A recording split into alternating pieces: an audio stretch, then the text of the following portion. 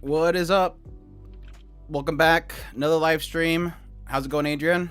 Hope you're doing well. Suit of Life, how's it going? Or Sweet Life, sorry. Is it Sweet Life? It's gotta be Sweet, right? Yeah, Sweet Life. What's up, Do Halt? Welcome to the stream. I was like this close to probably not doing the live stream today because like I think I'm like super exhausted.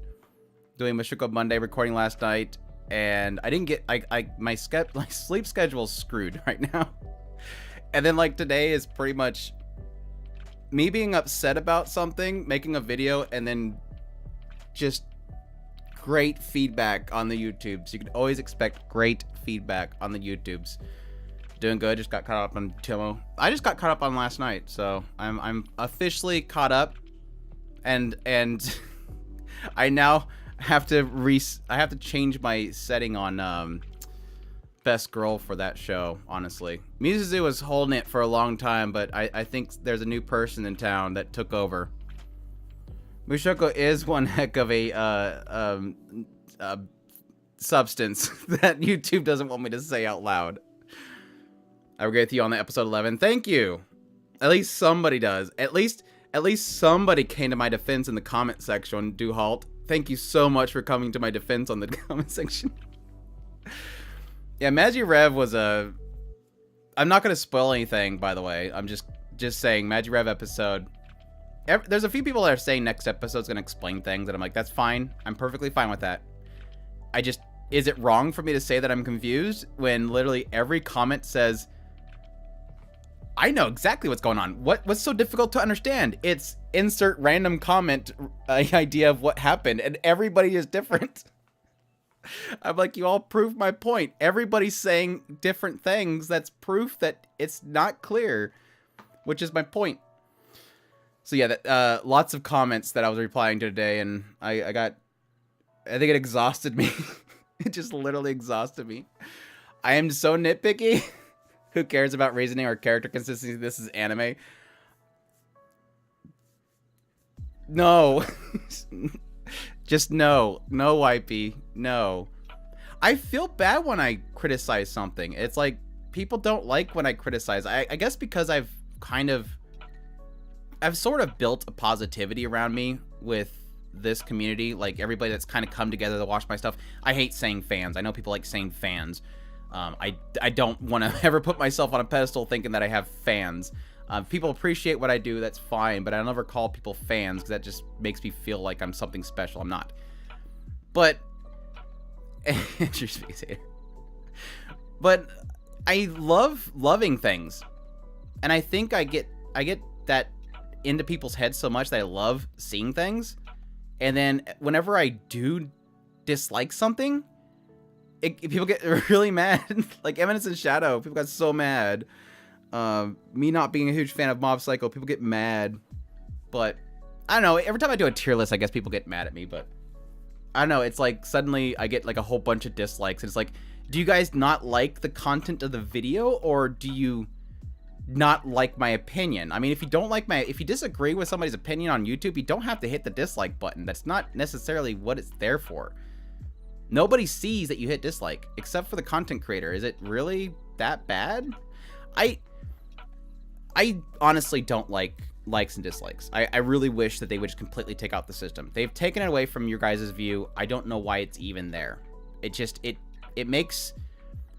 I don't take criticism, like, badly. Like, I don't get on myself. But there is times where you feel like you're dealing with the same message over and over again, that eventually it just exhausts you. So I don't get upset. I don't get hurt. It doesn't hurt my feelings when somebody hates my stuff. I've been dealing with bad internet comments since 1998. I'm used to it. I'm used to people being a little more critical on the internet than they are in real life. But there's exhaustion to it. So I don't get upset. I don't get depressed. I get exhausted. And that's the best way I can put it. So that's why I encourage people to give me feedback. Constructive, obviously. But I don't take it to heart. I just sometimes get exhausted. So, I guess it's the best way I can put it. So, it's fine. The comments on that video are fine. I'm not saying I'm mad because of the comments on that video. It's just, I found it more funny that people pretty much legitimized my concern. Everybody said the different thing. Now, you could say that a culmination of everybody's comments into one could be the trigger effect for the character. All these things are technically true. It's just their culmination. It's just I didn't get that sense from the show itself. So we'll see with the last episode. I really do hope it doesn't turn into a Wonder Egg priority triggering people. Never compare one thing to another. Like my whole thing with the boys and super crooks. Bad thing to do. An episode alone, it was all over the place. That's kind of what I felt like. It didn't really kind of focus exactly what was going on. What's up, Brandon? Welcome to the stream. You like hearing criticisms? That's good. I think it's important to kind of see things from multiple perspectives. I don't like echo chambers, honestly. It's like, well, every now and then we'll get somebody on the Discord where it seems like they're disagreeing. We had one here recently, which I didn't mind the guy was disagreeing with everything I said. And we had fun discussions because of that disagreement. But apparently, when I went to bed, I came back online the next day, and apparently he got a disagreement with somebody else, and he left. And it's like, I like that. Why is it not? Why don't you want to be in a place that's not an echo chamber? I want to hear why people love Mob Psycho so much. I want to hear why people, you know, love Eminence and Shadow more than I do. Why people love Sid from Eminence and Shadows. That's perfectly fine. And I'm sure there's going to be plenty of this. I want to know why people like Tanikawa of the Moon, even though I haven't finished it because I got tired of it. It's good to get different opinions. So, I don't know. I like having open-minded people in my community, so I just said that I wasn't going to say that, and I ended up saying it. Community's even word. Community's better word than saying fans. Never dislike Mob Psycho. Pulls out pitchforks. And see, Mob Psycho 100 is a more difficult case for me because I think there's a lot of people that Mob Psycho hits personal. And I fully acknowledge that, and I kind of say that a lot with Slice of Life. I think when you have a show that hits somebody, when it hits you personal, it's much more harder to see criticism of it. So I fully acknowledge people's perspective on that. When you connect with a character, seeing somebody say it's done wrong or it's bad hurts. I've had times where, gosh, I'm trying to think of an example. Okay, good example. Good example. God, what's the name of the? I got a good example, but I don't know what the name of it. I have a vision in my head, and I can't remember. The Day I Became a God. That show. I think towards the later part, it connected to me on a personal level, based on the idea of when I watched that show, at the very end, I was experiencing kind of the same ordeal. Knowing somebody who is losing their memories of you. So, dementia. Having somebody that you love suddenly start to look at you with a face like, who are you? And so when it got to those later episodes and you have that whole conundrum being dealt with, it hurt. Like, I got super emotional. And then later on, hearing somebody say, oh, it was garbage because I was... I'm not going to say who it is. I hate the fact that they have this whole supercomputer in her head. It doesn't make any sense. And none of it was logical. And I'm like, it hurts to hear. I didn't get mad, but at the same time, it's like, yeah, but that's different for me. And that's the case, like I said, a lot with like slice of life dramas. When people claim that it's not handling something properly, and you're like, no, it's actually handling this is exactly how I dealt with it. And that's the difficult thing when you deal with a lot of shows where, especially when it's dealing with certain things like depression, disabilities, things like that aren't the same across the board. To claim that because it didn't work out, it didn't happen the same way you did. A good example with that is... Welcome to the Ballroom? No, not Welcome to the Ballroom. Dance Dance Dancer. I had experience with a dementia patient where they quickly went under and they became pretty much in a vegetative state.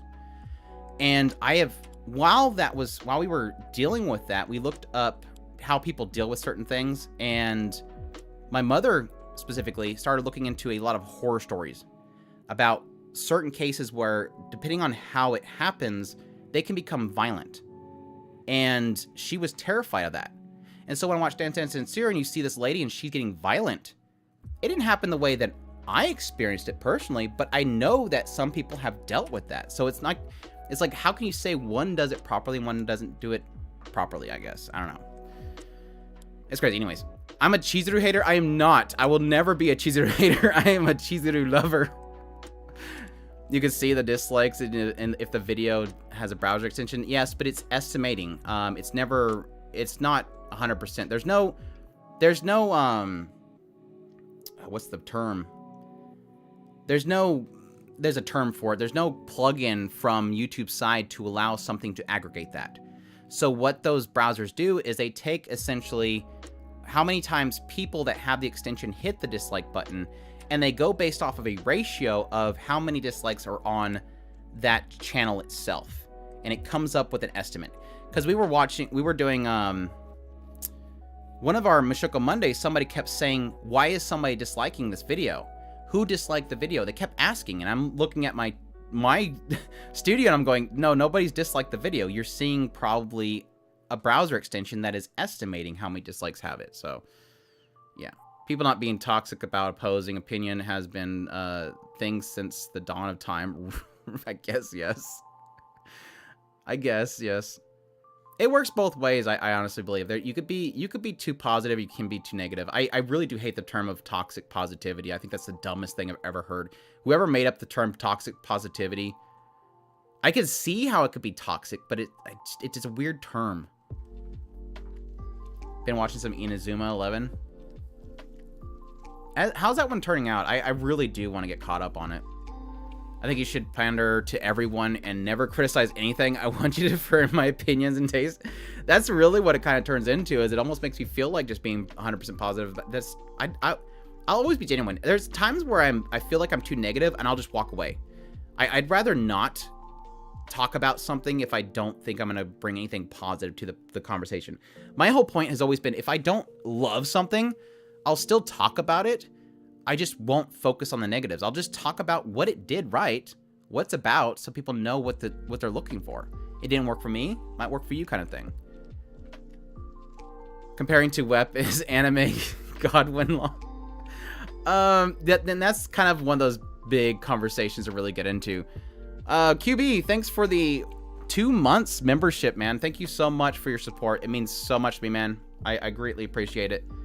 Dropping by for monthly anime texts. Also, I disagree with everything you've said, respectfully. As long as you're respectful about it, I'm perfectly fine. Like I said, constructive criticism is perfectly fine. But yes, thank you so much for your continued support, man. It means so much to me, man. I just seen a comment earlier. No, the web thing.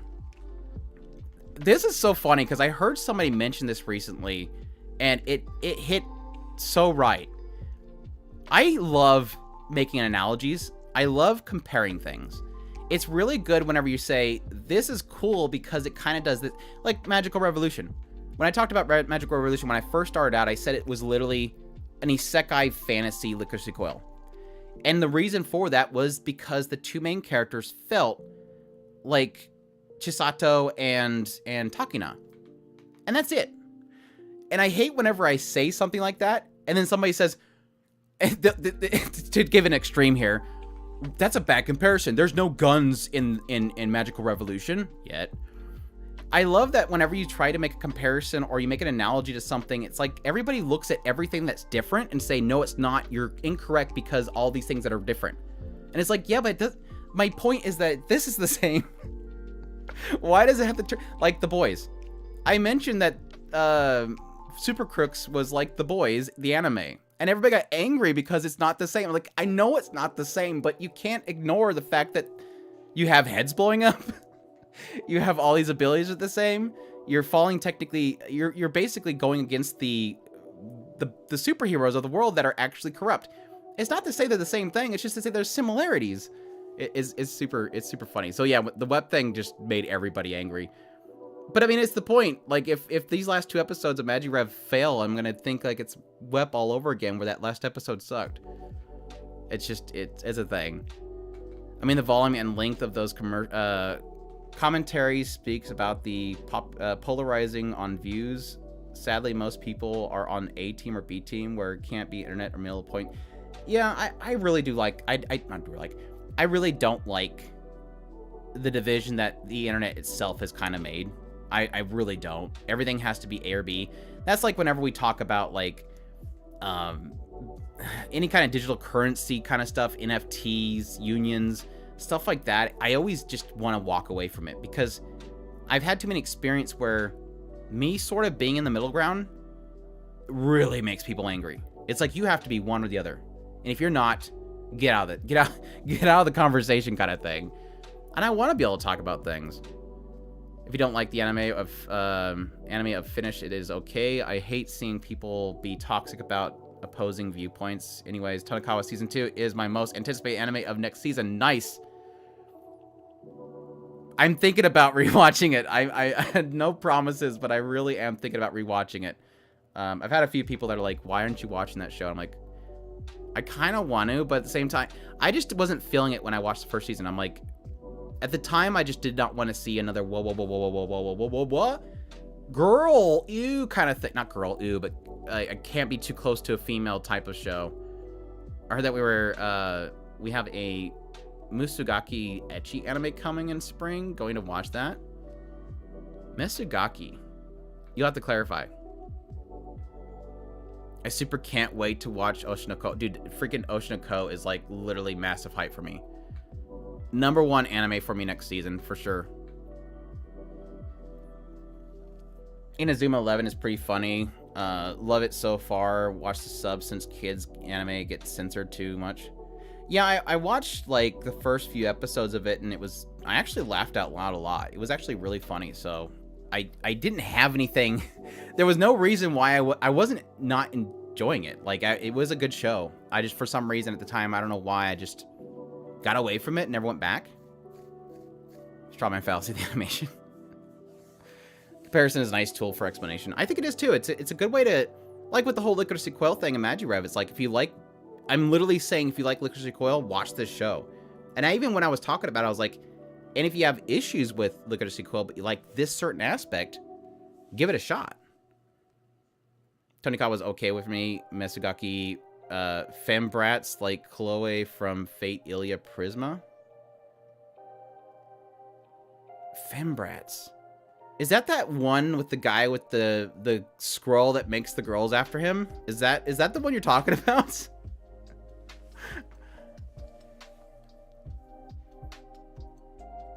I thought they were talking about Inazuma, like the isekai one, not the isekai one. Gosh, maybe I'm thinking the wrong one. No, I'm thinking of Iruma-kun.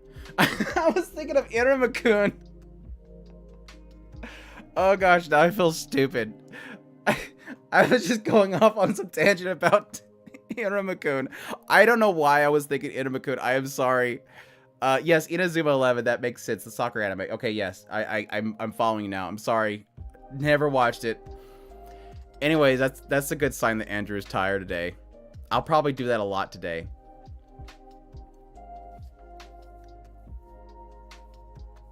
Amanta Inazuma. Yeah, I feel stupid now. Thank you. I feel really stupid right now. It happens. I do have a couple of the studios that I ever finished. I was actually thinking about doing the Noitamina one that somebody suggested the other day. I did find one, but I wasn't able to confirm all the titles on it, so I don't want to do it. But I figured just chill stream, talk, and do some tier lists unless somebody has some other topic to go into. Even though I've already kind of ranted for the last 21 minutes, which I'm good at. Monogatari never clicked with me. Thank you. Somebody else didn't work for. I was not a huge fan. I thought it was cute, and it started out really good. Like, the first few episodes are really strong, but at some point, it just at some point lost me. Like, it just wasn't working for me. It was too much sugar and not enough substance, I guess. It was like just eating. It was just like typically like the very beginning of it. It's like a sugar cake or something like that. You got some sprinkle of sugar and icing on top of a cake, and you're eating it. And then suddenly at some point, your spoon just goes past the barrier and just enters nothing but sugar. And then you're like just spooning sugar in your mouth. That's my analogy of Ore Monogatari. it just lost me at some point, unfortunately. It was still Sweetness and Lightning was that kind of that way too. At some point, it just became just too much sugar and not enough elsewhere. But it's fine.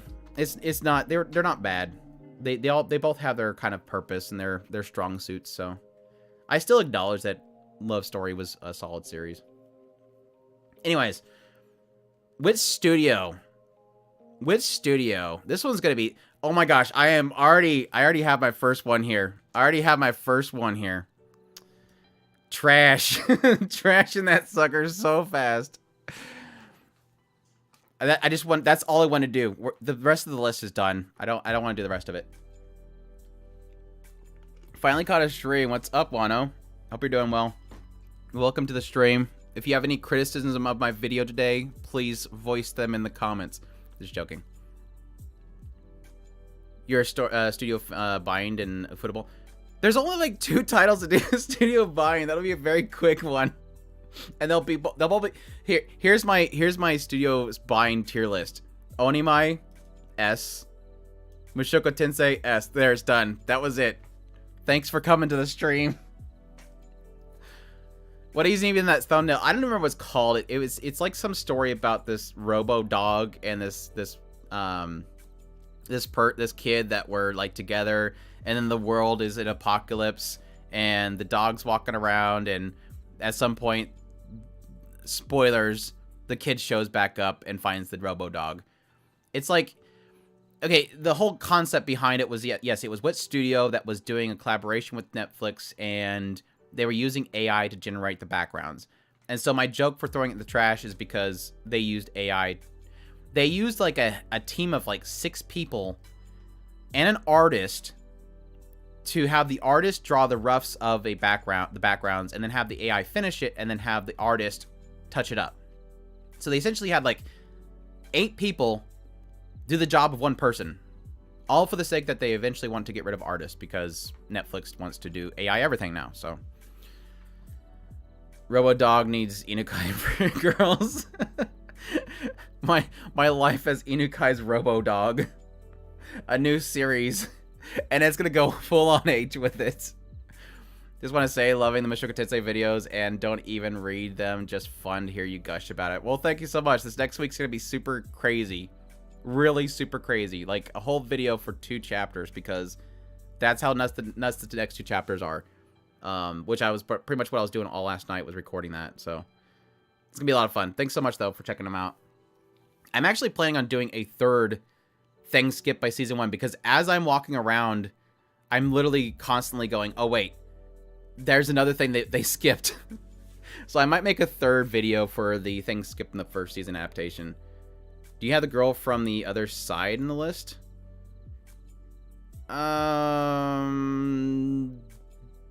No, is that Wit? I'm thinking of Picnic, other side Picnic. I don't know. I don't think so. I seen a video of Disney animator that said, did some classic Disney movies. He talked about the AI animation in the Corridor Crew video, and he brought up some good points AI can be used for.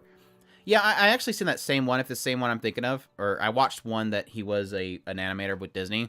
And it was interesting to see that he was kind of pointing out that this is kind of stuff that we're already doing, so it's not like anybody's losing their job. But I think he kind of misses the bigger picture, and the idea that eventually it's going to come to a point where once that process is perfected, there's no need for animators. There's really literally no need for them. So his whole point was like, it's rotoscoping. We still manually do it. It's just an AI doing it. And it's like, yeah, but the problem is eventually it's going to be auto rotoscoping. So it was an interesting video though, for sure. Vinland Saga, 1st season. I'm going to go A. I know that's a hot take. The 1st season was like, had a huge chunk of it that I did not enjoy. The very beginning I enjoyed, and then everything with Canute and Askeladd towards the later part was just amazing. Like, super good. But it didn't take until like, I don't know what, shoot, 3/4 the way into it before that stuff really started to pick up. And I loved it. Like, the whole later part of it was fantastic. So the directing and everything is just on point. Yeah, Askeladd is amazing. And I really didn't like him at first. I was kind of on the same boat as him with Askeladd, but like towards the later part, I'm like, he's literally the best. And when he shows up again in the second season, I'm like, holy crap, I miss this dude. He's so cool. He's literally just sitting on top of that pillar, just chugging down. I'm like, I love this guy. I miss him so much. Yeah, Askeladd's amazing. Girl from the Other Side is Wit Studio from last year. I'm sad that no one watched it. I don't think I watched it. Was it a movie? Gosh, I'm totally blanking on it. I recognize the name, but I'm not placing it.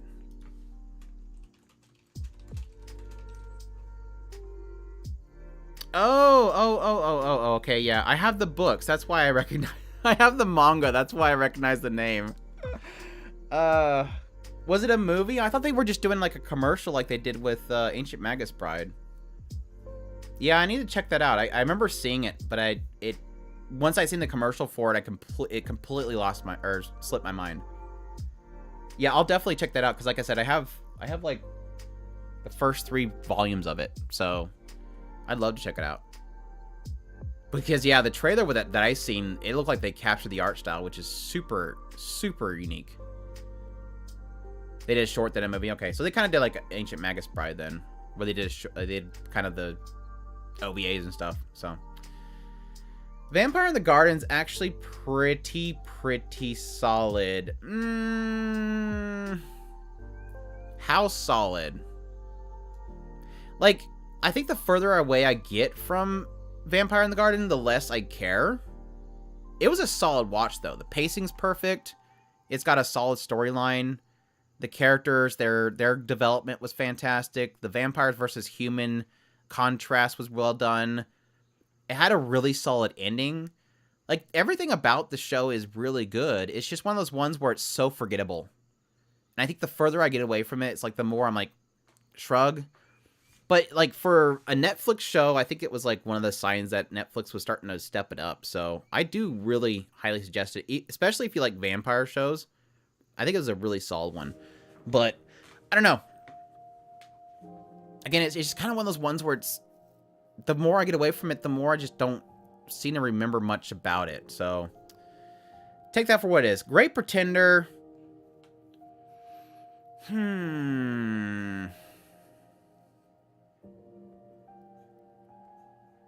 I think I'm going to put it in B for now as well.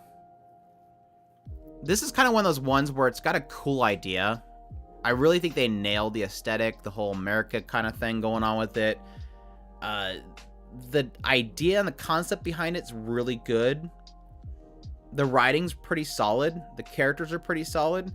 It's just one of those ones where it gets repetitive. Like, at some point, it gets repetitive. You just know they're going to enter a situation. It's going to look like things are bad. And then at the very end, they have that moment where the curtain is revealed. They knew everything that was going to happen. Like, they had it all figured out. Nobody's in trouble. And it went all according to Keikaku. And after a while, it just kind of gets really annoying. It's like, okay, here we go. Things are going bad. So when is somebody going to stand up and say, gotcha?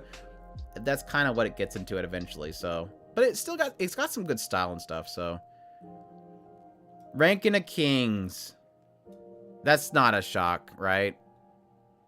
They didn't stick the landing again. Yeah, the last one they did was woof. Like, the last big trick they did was like, this was a bit much. Like, this was, somebody had some money if they'd have pulled off this whole thing. It was way too much. They went way too far with that one. And it didn't feel like super cool Hollywood. It just felt like all I could think about was, who the hell arranged for this? Ranking of Kings was solid, but I never cared for the MC getting so strong. You didn't like Boji having finally a moment of triumph? He technically didn't get strong. He just learned how to use it, right? He never got strong. He was always under. He learned to focus. So I guess you could say that strong is learning to focus. So, but no, I love seeing Boji finally triumph. Yeah, Kage is great. Little Shadow's great. They're just the best of bros. I can't wait to the new season. Did they confirm how many episodes the new shadow one is? Oh, not the shadow one. The treasure chest of courage. I can't believe the treasure chest of courage is this far down. This annoys me. This is by popularity. Like, okay, yeah, I get Demon Slayer. It's massively popular. Dr. Stone's popular. This is the next MAPPA big action show. Everybody's crazy excited about that. Oshinoko, I'm glad to see this high. Surprised to see Tonakawa this high. Konosuba, I'm surprised to see this low. Surprised to see how high Insomniacs is. And then when you get down here, this is like the ones that barely anybody's watching. These are all the shows that get like the very low viewerships. Why is Ranking a King so low? This is the one that won a bunch of awards. Why is this so low in popularity? It's puzzling. It's very puzzling. But no, this is supposed to be original, isn't it? Or did they change their mind on this? I think it was supposed to be an original story. But I thought it was going to be like a couple episodes. Apparently it's going to be a TV series now. So I hope it gets a full core. And hopefully it's something they want to do. It's a story they have planned out. I don't want some crappy filler.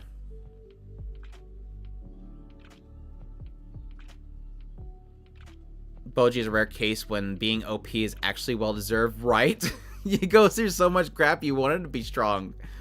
You want it. It's basically like him pretty much offsetting what he's always gone through. I thought it was weird, the Prince and Miranjo ending. Yeah, that was kind of the only... It's not that it was... It's not that I couldn't accept it. It was just kind of one of those moments of like, okay, I guess, sure, that's fine. I was too busy. I was too busy worrying about what the heck is his name? The guy they put inside the rock. I want his redemption story so bad. Why is Mashal so high? Right? Because it's shonen. It's probably because it's shonen. Anything shonen gets really high on the list. That's the sad thing, is like the majority of viewers of anime just watch shonen. That's the masses. Just shonen. Get to the bottom of the barrel and you find all the shows I watched. That was, yeah, that's exactly my point. Like, look at Winter. Really good point.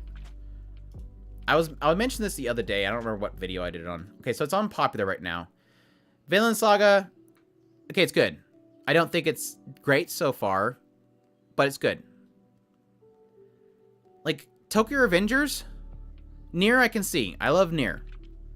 Tomo, it's been good. Nagatora, eh. Bungo, amazing. I'm glad it's this high. Like, we're not even to my favorite shows yet. Here. Number one. This one, and... oh my gosh, we're going down further. We're down to 24.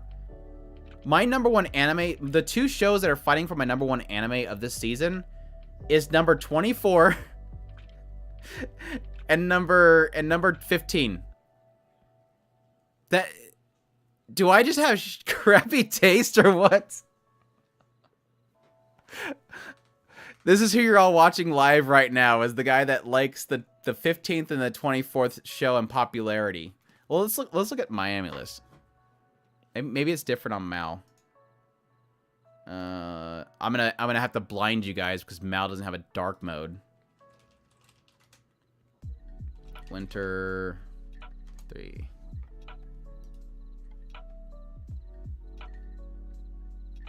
Okay, let's see Mal. See, sort by. Should I do members? Members is good, right? Or should I do score? Members is good because I think that's what they do with the other one with popularity. Let's see. What is this? Do they have a number on there? No, they don't. So 3, 6, 9, 12, 15. Again, 15. 18, 21, 24. So it's pretty much spot on. This one's even worse, though. Yeah, I just have crappy taste. That's all it is. I have absolutely terrible taste. Y'all can now officially tell everybody I have crappy taste. Is smartphone already post harem state now? It's always gonna be a harem state. You mean you've already gathered his harem? I don't know.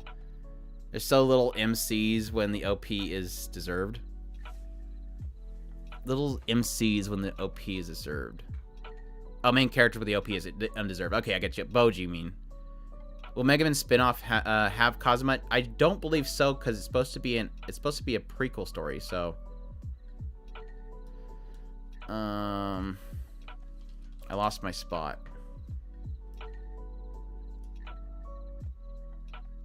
But no, like beyond that one. Oh shoot, I'm in spring now.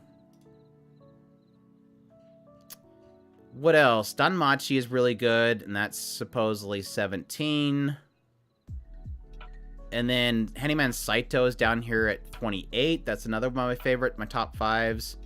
Lisa Lot down here at what is this? There's no longer a number. That's how low it is. And then 80,000 gold is another one of my favorites. So like, again, 80,000 gold, Lisa Lot, Handyman Saito, Onimai, Magical Rev, Danmachi. They're all way down low. The only one of mine that I like right now is Nier and Bongo. That's decently high. I watched Ice Blade Sorcerer for like 3 or 4 episodes and dropped it. I'm hiding my side job as a studio buy and PR person. I'm like a big Mushoku Tensei hiding rep, just trying to gum up some sort of excitement to offset the controversies. Anyways, yeah, I have trash taste. That's all it is. Thanks Genghis for pointing it out.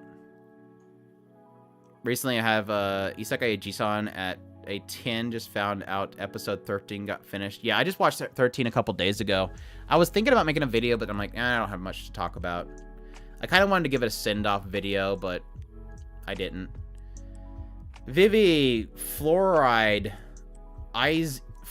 in your eyes singing a song. Vivi, fluoride in your eyes singing a song.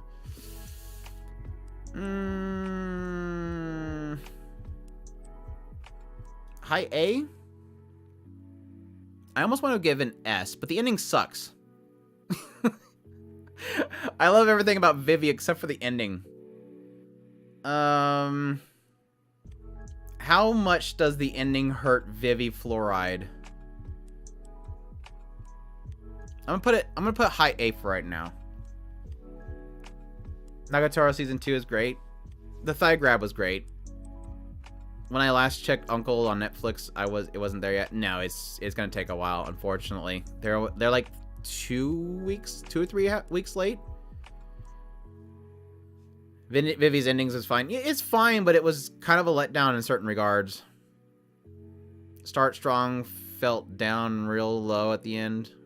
Yeah, I think it was strong all the way to the end. In my opinion. Vivi is an S no matter what anyone thinks. The music is fantastic too. The animation was fantastic. Had a good concept to it. Alright. Spy X Family. The fur will begin to fly. B. I think it's a solid B. And this is... Well, this is the first season. I think the first season was a little bit higher for me. I'm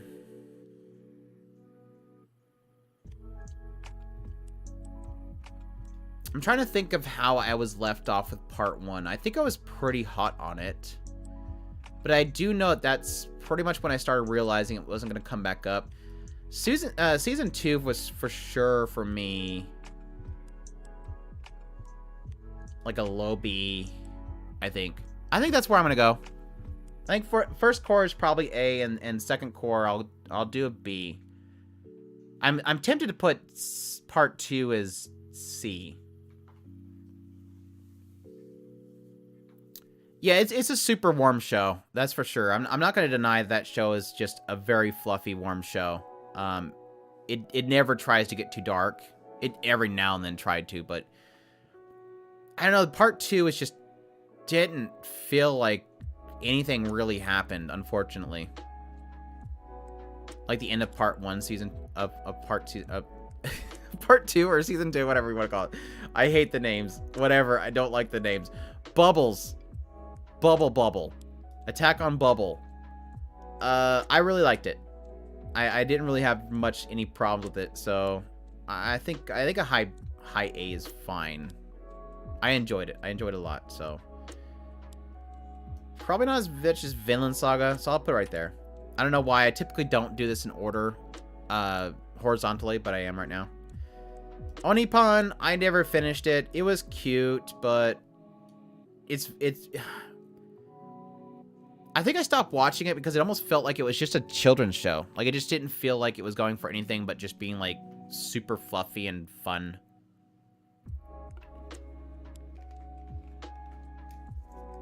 Yeah, OST was amazing. I mean, it was Swano, wasn't it? I mean, Swano doesn't do bad stuff. Swano does all good stuff. Yeah, I like the twist to the mermaid story with Bubble. And I also thought the ending had some pretty cool kind of things left to interpretation, which I was kind of interpreting the concept of this alien force, that it was a hive mind. You have this one that breaks away from the hive. It gets upset about it being broken from the hive. It caused a disaster. And then having an aspect of trying to pull it back into the hive mind itself, which I thought was pretty cool. So, I know I probably drew way too much inference from things that probably weren't there, but it was fun. Attack on Titan. I just put one thing in here, and this is a massive can of worms. Why did Andrew put one key art for a massive can of worms? I think overall, Attack on Titan is not an S for me. I think overall, and see, this is me. See, here's the problem. If I think Wit Studio Attack on Titan, that's up to season 3, part 2, right? And then MAPPA took over and it went to final season, which doesn't make any sense because then they went 15 parts of final season. I think of everything that Wit Studio did of Attack on Titan was solid. Like, animation-wise, presentation, directing, cutting off all the fat, the circle-talking dialogue that mangaka has, they did a really incredible job of adapting it. And technically, you have a lot of the same team members working on the new one, so it's got the same kind of feel there.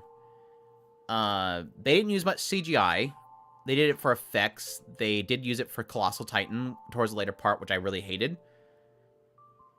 It's just, I have a problem because my mind thinks of the overall story, which, yes, at some point, takes a nosedive.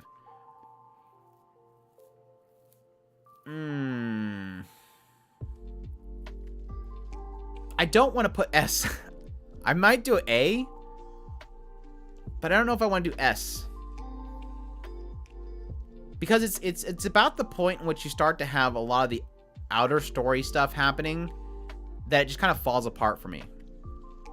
The story overall just doesn't have much consistency, or doesn't have much weight to it. I don't know.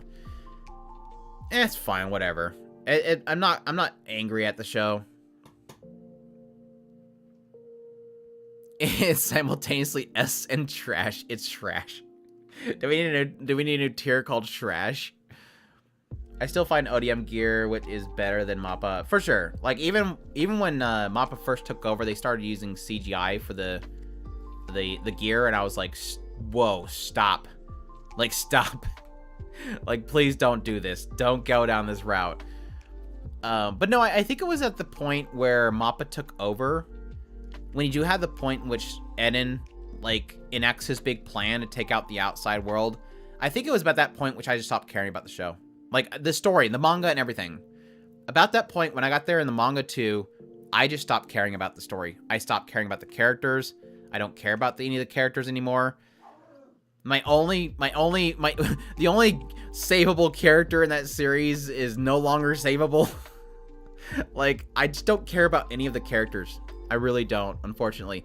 The only character I really care about anymore at this point with final season is probably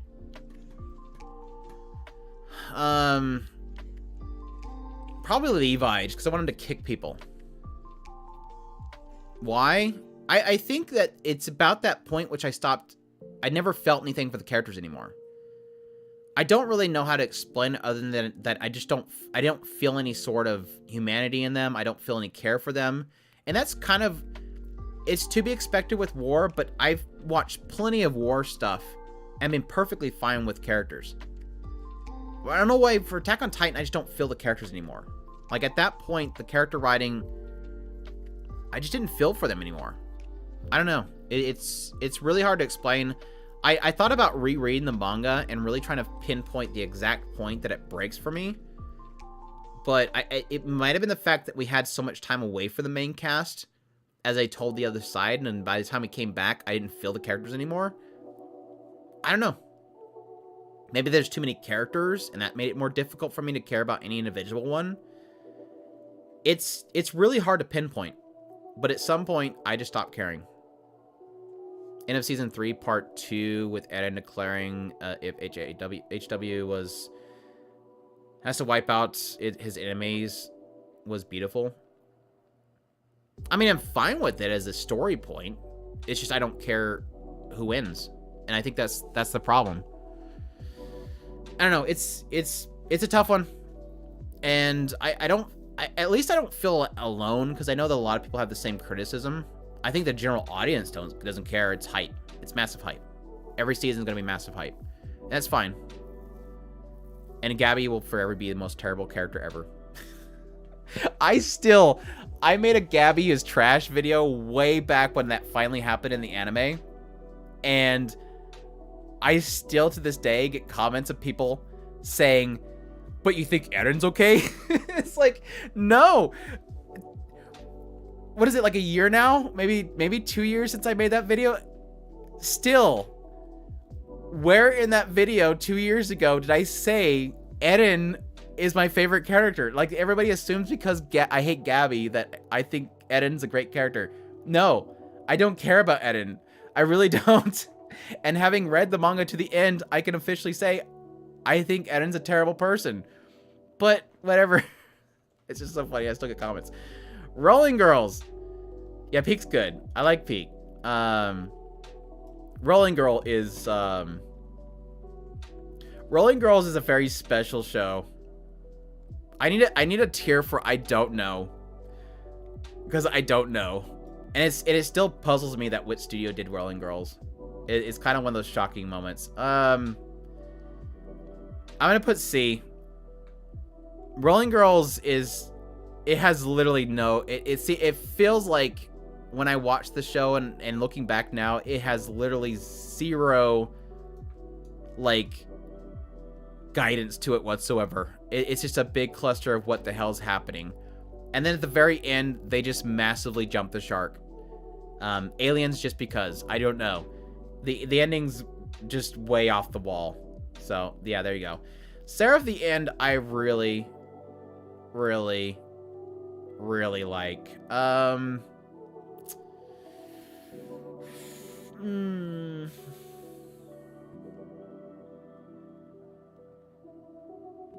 It has some blah moments, so I don't know if I want to put S.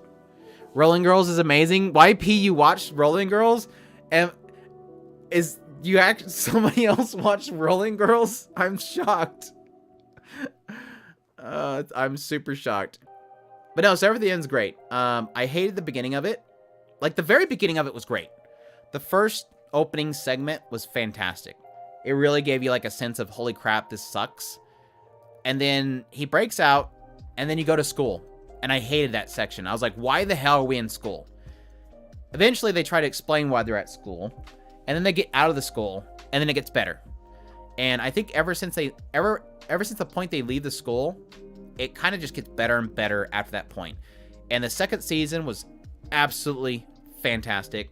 So want to hear Yuki music. Really cool concept with the weapons and the wielders, all that kind of stuff. It's basically man versus demons versus vampires kind of thing. So it was so good that I really wanted to get into the manga, but I never did. I think Chris ended up reading the rest of the manga. So I'm jealous of him. But I might eventually watch or read it at some point, because I know they're never going to do another season. And Cruel Tempest is best girl. Cruel Tempest was amazing. Hot take. Hot take. I really love Cabaneri the Iron Fortress. I don't know it's a hot take. I agree with people that it was Biba? Biwa? Is it Biba? I think it's Biba. I agree with a lot of people that Biba ruins the show at the later parts, but I still love the rest of it. I think it's a really cool aesthetic, the style, the steampunk feel of it.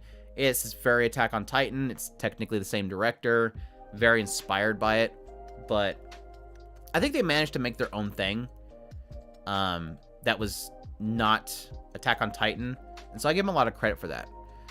But yeah, I love it. Mume is great too. I love Mume. The movie sucked. It wasn't that great. I'd probably put that as a B. It almost felt like it was just a cash grab. Let's make another movie, get people in the theaters. It didn't work. It didn't work for me. It's fun, but an A for me. That's good. A is a good one. Sarah for the End has been on my mind the past few days. Wonder if the manga ever finished. I thought it did, but I might be wrong. Ancient Mugus Brad. Ancient Mugus Brad. Ancient Mugus Brad. Ancient Mugus Brad, I think it's a high A. I'm not 100% on it, especially the later parts of the first season that Wit Studio did. It kind of had some blah moments, but I think overall I really enjoy it. It's a really cool world and stuff. I don't even know why I have Cool Headness Dude in here. I never watched it, and I watched a little bit of it, but I just didn't get into it. I wanted to go back to it, though. After the Ran. After Zaran.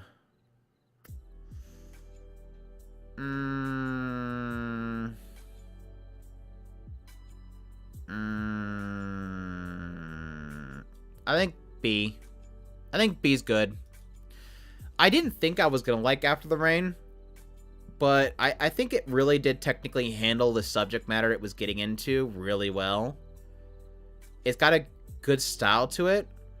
I think the only thing that brings it down to a B for me is that it doesn't feel finished. Like, it just doesn't feel finished. And I don't think it really got to a... I don't expect anything to finish anymore. Like, everything is going to have a source material. Unless it's original. But After the Rain was one of those ones where it didn't feel satisfying. Like, it didn't feel like it got to a satisfying end.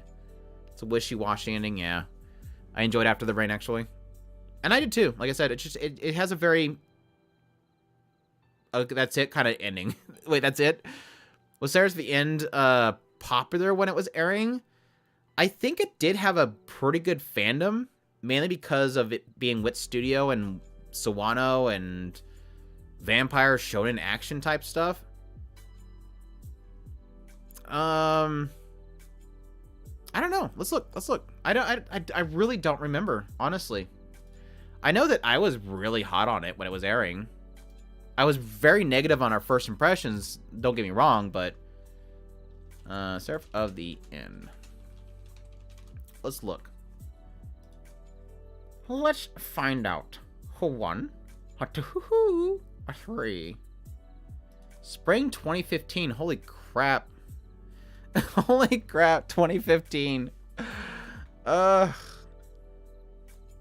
mean, 1.3 million is pretty much up there with the shonens. It didn't beat out the big wigs here, but that's pretty damn good and higher than Beyond, Blood Blockade, which is pretty crazy. I don't know why Plastic Memories beat Blood Blockade Battlefront. Why is this so popular? Why is this show so popular? I'm curious how well the second season did. Let's look at the second season. Sequel.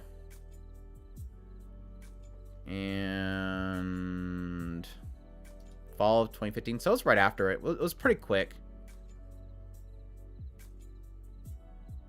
Yeah, the second season kind of dropped off a little bit, but I mean, it still got a pretty decent viewership, like half the viewership on it. I don't know. The first season looked like it did really well, but the second season didn't really keep up with it. So crazy. It was before you got an anime. Young woman, old man, can't have happily ever after. No, like I said, I think they did a good job of kind of portraying that it was kind of a fling thing, and then they kind of moved on. So, and I respect that kind of storytelling. She had her doki doki feelings, and then it kind of moved on.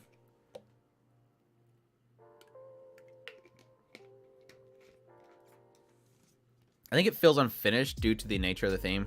Well, like I said, unless it goes bunny drop route, I don't think it's going to be that bad of a theme. I mean, it's no... I mean, you're talking about anime here. What was it called? Koikimo? I mean, that happened.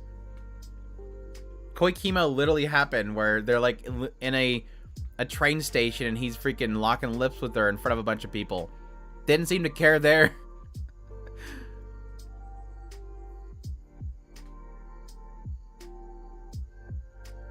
Seraph has one of my favorite first episodes. Yeah, the first episode was amazing. It was super grim and stuff. It was super hard to watch. But yeah. So that's a pretty solid list. I mean, Wit Studio is doing really good. I mean, if that's all the shows that I've watched of theirs, and we're pretty much heavy on the A's and B's at least, is pretty dang solid. So, I mean, this is pretty comparable to what I put. Well, I think KyoAni was more high end, but I think this is pretty close to something like Ufotable. Which makes you want to do MAPPA. I don't know. Whenever I think of Wit Studio, I think of MAPPA, and that's probably because of they're kind of competing right now. Done reading Umineko for now, so I'm back. But I got caught up, catch up 45 minutes behind. Watched sometimes 5 seeds until then. So Attack on Titan. There, I could do it now. I could do it now. See, I'm in Mappa's area, so it's okay for me to do it now because everybody hates Mappa Attack on Titan. So I could do it now. Because again, like I said, everything from this point that Mappa took it over and forward, just it doesn't work for me. So I'm allowed now, right? Jujutsu Kaisen, I think in B too. I think animation-wise, it's amazing.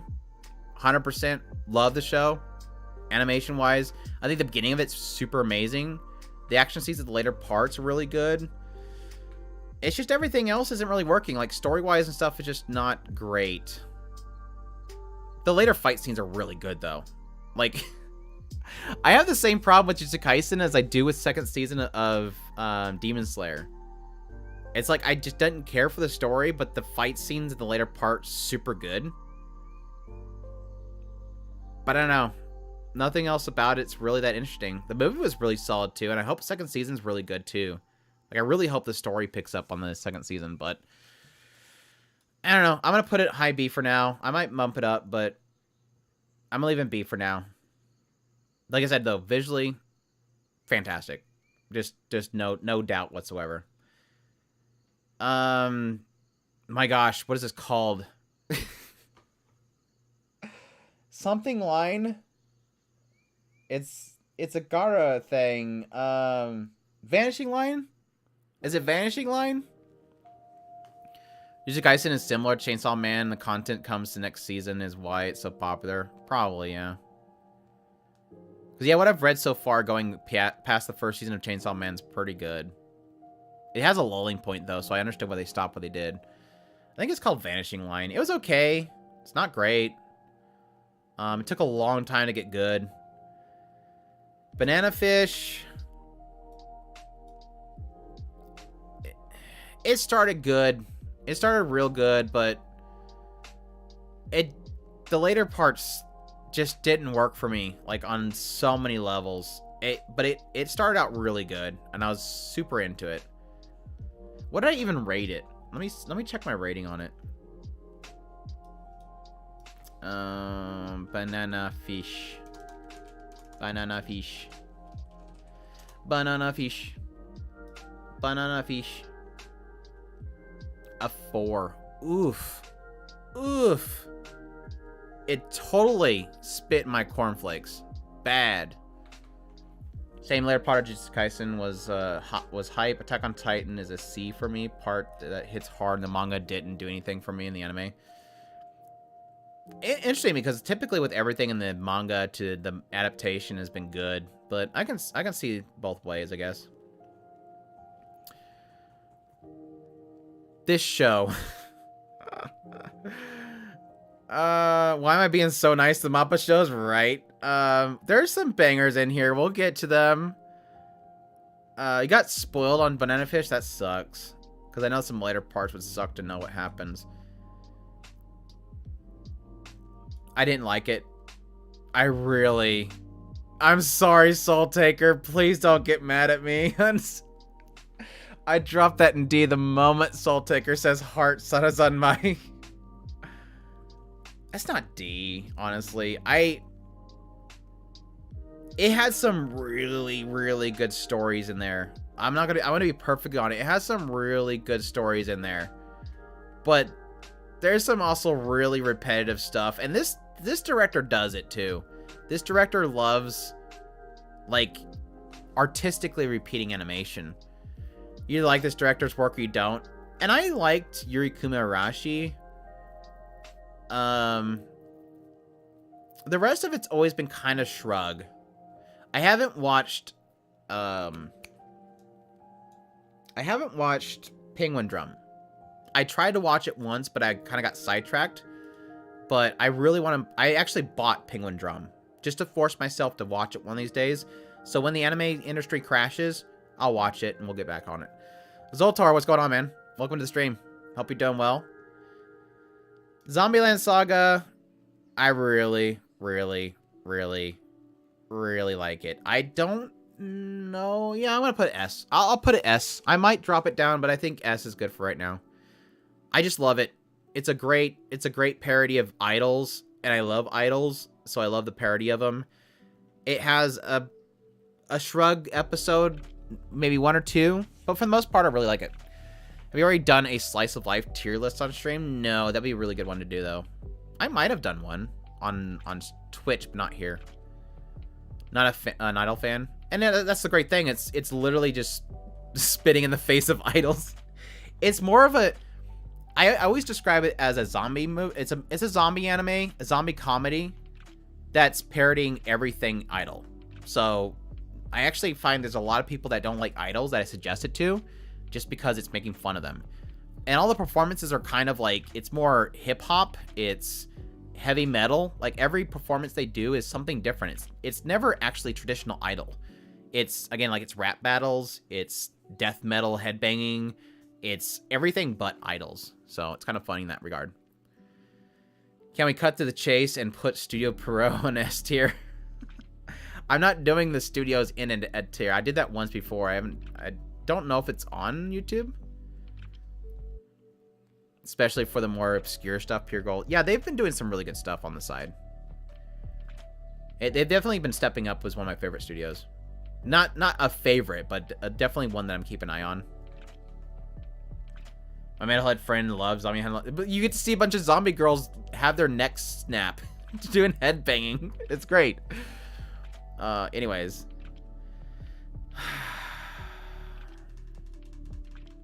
Is it Dodo Hey Dodo? That's how it said, right? Dodo Hey Dodo. I really like it. It feels super unfinished, and it needs another season really badly. The only reason I don't put it S tier is because the main characters, the main duo, isn't why I like this show. It's the villains. Like, the villains made this show for me. Like, I didn't care about the main cast. I'm like, just get back to the villains, because the villains were super, super interesting. It's a really interesting world. But it really needs another season bad. It really needs another season bad. My friend loves it, but episodes are meh. Kanapa just wrote a great article on anyone about AI will never be able to replicate the work of anime staff. Truly puts in truly. Another reason why I don't believe ANN is a really good source of commentary. Everything's an eventuality. I'm sorry. Everything is an eventuality. It's only a matter of time. Nobody ever thought that that's like that Disney guy talked about. If you asked me back when I first started working for Disney that we would be writing on a monitor screen, I would tell you you're nuts. And guess what? They're now drawing on monitor screens. I mean, everything's an eventuality. Not that I'm happy with it. It's just everything's an eventuality. The importance of the main two come right after this part, the first part. MAPPA did Grand Blue Fantasy. I forgot. It's okay. Like, there's some really good drama points. I've always loved the character designs of Grand Blue, but it's not like a great, like, deep story or anything. It's just, let's go find the thing that my parents wanted to travel to, and that's it. To the Sacred Something Beasts, I never finished it. I got bored really quickly of it. If it gets better later on, I wouldn't know. Listeners is like a really cool concept. Not very well executed. And the ending was okay, question mark? Like, it's not a bad ending. But I think it's one of those ones where it's got a cool concept because it's essentially about them traveling around to different locations, and each location is a different music style. And in the end, it all kind of comes together to, like I said, an okay ending. Animation for a Man in Sacred Beast, yeah, it was not good. I think that's one of the reasons why it kind of off put me early on. But no, Listeners is okay, but I'm not screaming at the tallest mountain about how great it is. It's just okay. Zombieland Saga's second season was not as good as the first season. I think the later parts was really good, but like the first half or so wasn't that great. So unlike season 1 that was like on all cylinders the whole way, this one took a while to kick up the engine. So I'll put it at a B. And the ending the ending of this was I'm not gonna say anything. The God of High School, D. Amazing animation, and I like the fights in the arena. And that was it. Like, after the first few episodes, it was like, what are we even doing now? And then it gets all crazy with like some crazy, I don't know, Dragon Ball. It's like at some point Dragon Ball Z would turn into a vampire and bit it and turn it into a Dragon Ball Z clone. And then they're talking about doing a second season. I'm like, please don't. Just don't. Don't. Just don't. Don't touch it. Don't. Eden Deities No Only Peace. S tier. I freaking love it. I love it. I love it. I want more. Anything Amahara. Like, if you say something is made by Amahara, I'm just like, just go right into this vein right here. Just go right in there. Eden Deities is funny. Eden Deities is funny. It has funny moments, yes. It's super twisted. It's super twisted, and I love it. For those who don't know, Eden Deities is the original web manga is made by Amahara, which did Interspecies Reviewers. I really do honestly believe that writer has zero filters, and I love the existence of somebody that has zero filters to do anything and everything they want to think about. And Eden Deities is like, Interspecies Reviewers is like just straight, like, it's basically H. It's into the realm of H. It's like ecchi with no filters into H. And Eden Deities is almost like, okay, now I'm going to do some shonen stuff. And it, again, keeps that idea of no filters and goes into the shonen realm. And it does it so freaking perfectly because I hate the villains. I think they're twisted. They're super interesting. They do terrible things. I don't like what they're doing. Everything about what the story and how it portrays the bad guys and everything makes sense, even though it's really unsettling. And I like the willingness of a writer to get extremely unsettling. Miku in Eden Deity's No Only Piece, when I was doing judging for Crunchyroll Anime Awards, I put all my points into Miku. Unfortunately, nobody joined me on that one. Didn't expect anybody to join me on that one, so it never got nominated. But Miku was literally the best villain, and she is still an incredibly great wrote villain because she's twisted, she's unsettling, and as they kind of explain, she's like a cockroach that you can't get rid of. She's that smart, and I love it. Sadly, the ending sucks because it just kind of cuts off because they got ahead of the web manga, and we're still waiting for Shinja Kyokun to get caught up on it, but I'd love to get more of this so bad. All we need to know is it was made by the same creators, interspecies reviewers. That's the best selling point I'm going to ask for, right? No, the only thing that sucks about this is we'll probably never get a Blu-ray release because the ones that finally did the release of interspecies reviewers is bought by Sony now, so whoops. Unless they never bought them. I don't think they ever announced that they bought Nozomi or I don't think they ever bought Critical Mass. I don't know if they ever announced they actually bought Critical Mass. You assume they did because it's the same building. But yeah. The interspecies reviewers, the artist of Kobayashi's Dragon Maid. Yeah, so Amahara, who did the original interspecies reviewers and Eden Deity's Only Piece. I think back in 2015 they put Eden Deity's No Only Piece on hiatus, and then here recently, before this anime came out, Kokyun, which does Maid Dragon, started to readapt the web manga into a physical version, and here recently, I think in the next month, she'll be catching up with the original Eden Deities. So I'm really excited about that. Nozomi Entertainment, they never officially announced that Nozomi Entertainment was bought by Sony. I don't think they ever really gave a full clarification on exactly which of their labels they're buying. They may have just said, we have your building, we're not buying your titles. And so Sean Kleckner still technically owns like all of the contracts and stuff with Nozomi Entertainment and Critical Mass and stuff, and he could possibly do something else with it, but he's Right Stuff and Nozomi Entertainment and Critical Mass was all one company and building, and everybody did different jobs, so he just technically walked away with probably the contract still in his hand. I don't know if Sony ever bought all those properties. I think they were saying they were going to buy Nozomi Entertainment, but I don't know about any of the other labels. Eden is MAPPA's only not normie show. I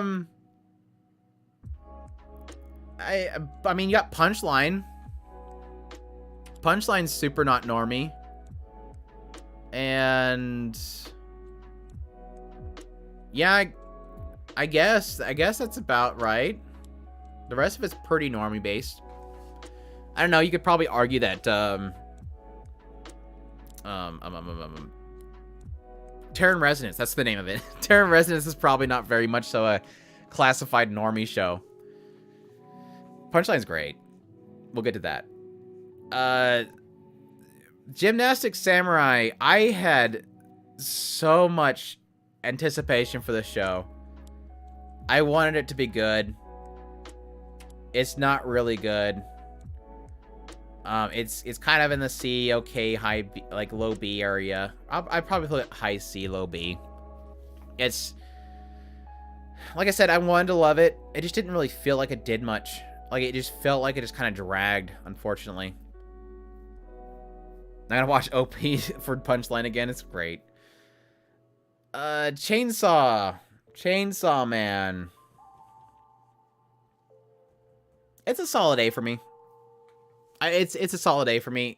I honestly believe it's one of those shows, the further I'll get away from it, the less I really remember much about it. Like, not much of it's really memorable. The one thing that always does stick with me is Makima, though. I think Makima is an extremely interesting character. But it was just a kind of an entertaining show. That's pretty much it. Just action-y with a really good, solid question mark protagonist support character. Terran Resonance is very good, but I wouldn't say it's not normie.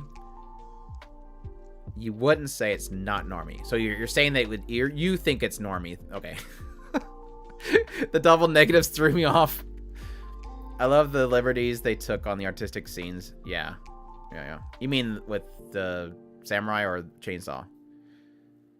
Both, I guess. Both work for me. Both I can kind of agree with.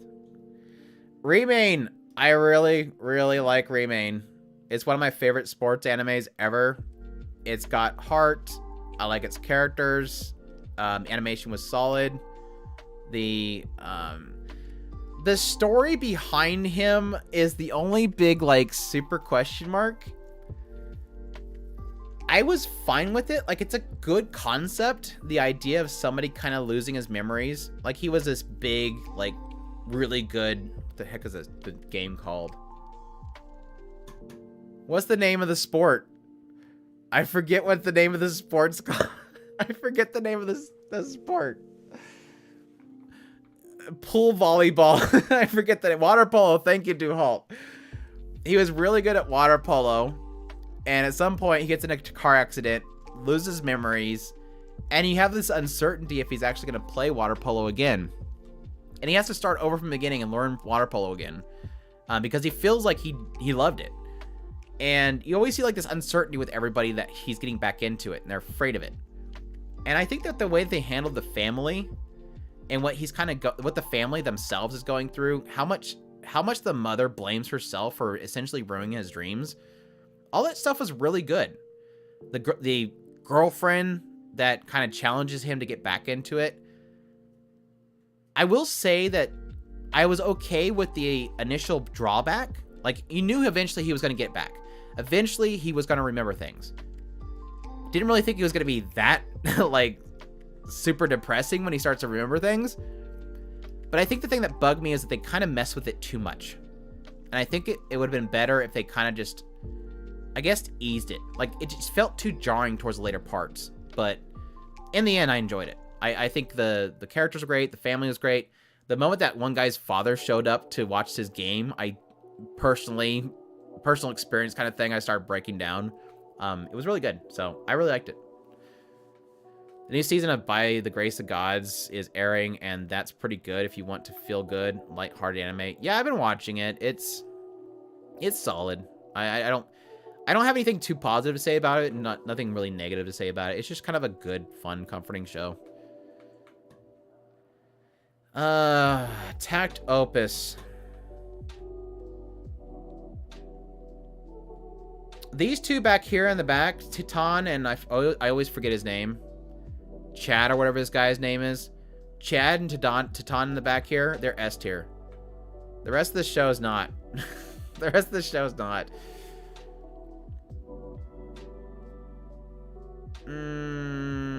I'll leave it in B. I think B is good for right now. I might move it, but the ending sucks. The ending really sucks. It felt like it almost felt like the ending was a middle finger. The ending is literally a middle finger. But like I said, any scene with Titan and the other guy was super fantastic. I hated the main guy. My heart broke for the sisters. Titan was fantastic, and Chad guy was great too. So, the Jujutsu Kaisen movie, I enjoyed it. It was a solid watch. I'll put it A. I think A is good. Good animation. That's good for me. And that's it for me. I mean, it was, yeah. I mean, it had some solid moments. There was some parts that were a little bit rough, but I think I think the animation was solid. Attack on Titan, the final. Attack on Titan, the final. I'll just put it with B with the other one. It's fine. Not happy. Tacked as a D because of the story. I'll put a high C like I wanted it originally. That's all I'm doing, though. I don't think it's D. It's not that bad. Jujutsu Kaisen 0 was a fun movie to watch. Not amazing, though. But like I said, it had a better story than the original season. So I'll give it that much, at least. It was an entertaining watch, for sure. Dance here. God, I figured it out. MAPPA is MAPPA is the studio of unfinished stuff if it's not Attack on Titan. I'm literally having a feeling right now that literally everything MAPPA does is unfinished. Because Dance Dance Dance, because I'm repeating myself, Dance Dance Dance here is unfinished. It feels so unfinished. It was good. It's got solid character drama, but it's unfinished. Let's see. So, second season of Zombieland Saga literally ends on an explosion. Unfinished. Eden Deity's No Only Peace ends with 2 characters basically permanently disabled, stuck in a room. Unfinished. Dorohedoro has no ending whatsoever. Unfinished. Chainsaw Man's probably got a second season coming. It's making too much money. You got like Chainsaw Man, Jujutsu Kaisen, Attack on Titan. Those are big shonens. They will always have a they will keep printing them. Remain's finished. Okay, that I'll give him that much. Dance Dance Sincere, literally he just decides what his future is going to be and walks in the door and it cuts off. Unfinished. Tactopus Destiny literally ends with the biggest tease whatsoever. It's basically a mobile game plug-in. Unfinished. Gymnastic Samurai is pretty much finished. Banana Fish is finished. Finishing Point, I was finished. These are all finished, technically. This will never finish. This one finished. This isn't finished. So it's like I would say half of them are unfinished. That's crazy. Half of MAPPA is unfinished shows. Which is not necessarily MAPPA's fault. It's just their fault for picking the shows. Dance dropped because I didn't feel like watching more. That's okay. It gets pretty melodramatic. You hate it with a passion and you can't explain why. Why be? That's fine. Probably because of the long necks. I can't do it. I'm gonna hurt my neck. They got some giraffe necks up in here. That's for dang sure. That show got some giraffe necks. Look at that. You could probably hang like 50 coats on that neck. Dorohedoro needs a second season now, just to give us another banger of an OP, right? Okay, I'm back. Gone for 20 minutes. Hope I didn't miss much. You're just missing a bunch of unfinished shows that MAPPA does. Vinland Saga. This season so far for me, I mean, this recent episode was super good, but like besides the recent episode that I watched, which wasn't this week, I haven't watched this week's episode. So the previous week's episode, where you had Oscalod in it and stuff, was super good. But the rest of the episodes have been not bad, but just very kind of nothing. I don't know. Hot take, but I'm going to hope that it starts kicking up from here on. But for now, it's like, it's not that it's bad. It's just that it feels like every scene is 15 times as long as it should be. MAPPA isn't that old of a company. They would have had time to finish a lot. Yeah, that's true. And again, it's not their choice. They typically, I mean, I know they have a lot of ownership in Chainsaw Man animation, but typically they don't really have much control over what gets produced. When's the new season of Spice and Wolf supposed to start? I haven't heard anything since they announced it. That's literally all we've heard. We haven't heard a single thing since they announced it. Bine was talking about announcing something the other day, and I was totally hoping it would be that they're animating it, but we haven't heard anything. As for even Vinland Saga, manga is SS. Yeah, I've been wanting to buy the manga for a long time. It's literally been in my cart so many times. I might buy it this year. We'll see though. Kakagori Twins. I liked it. It was good. The whole dating sims part was dumb, but the rest of it was really good. The original Kakagori is okay. I don't like it as much as Twin because she's literally my favorite character, and Derpy Faces off-put me a lot. It's got a great style to it. The music's freaking fire. The music's so freaking good in that series. In This Corner of the World, I really liked it. It's sort of... Understandably, it's extremely slow at first. Because it kind of it's just slice of life until it gets to the point. But I think it was really good. I don't really have much of a problem with that series. It's kind of like, what do you tell in a story about pretty much the lead up and the this short aftermath of a war. It's just, there's not really much you can do there. And I think they told a really decent story, and it was really around her in-laws and dealing with that whole situation. Kakegurui is a styled and well done. I just don't like the story. Yeah, I'm not a really big fan of. I'm not a big fan of like Kakegurui, No Game No Life. That concept where it's about cheating and not about the game, because it always kind of turns into kind of like what I was talking about with Great Pretender, where it never turns into you see how they're doing something creative and they trick the opponent. It typically turns into you thought this was going bad, but it didn't really go bad. It went according to plan. And I get sick of that really quickly, because after like the third time of them going, oh, it was all according to plan, this is what actually happened, I just go, okay, then just tell me that to begin with, so I don't have to sit here and wonder what you're doing. It's troubling. Barnes & Noble, 40% off of hardcover if you want the membership. Getting my GGBA and Versus manga with them. Yeah, there was a couple sales going on right now. Like there's a manga sale going on right now too. What's the name of the show you just put in A? This one in the corner in this corner of the world. Well, according to Keikoku. Madhouse needs to continue Kaiji. Keijo? Kaiji? Oh, Kaiji. Okay, yeah. But No Game No Life, it's not the main point. Right. I think the character's a lot more prominent in that show, for sure. Which they just released a video today. What was it? Katakawa just released a video today, and I immediately clicked on it on YouTube, and it ended up being a trailer for the next volume. I'm like, damn, I thought I had a video to be making. Like, the moment I see a freaking announcement for another season of No Game No Life, I'm hitting the record button like ASAP. Stream gets shut down. Andrew records a video. The cooking isekai, it's solid. It's not great, but it's really good. Sui's super cute. I'm obligated to say that Sui's cute, otherwise people will get angry at me. Sui has become kind of a very popular character these days. Everybody got mad that I didn't have it in my best girl list.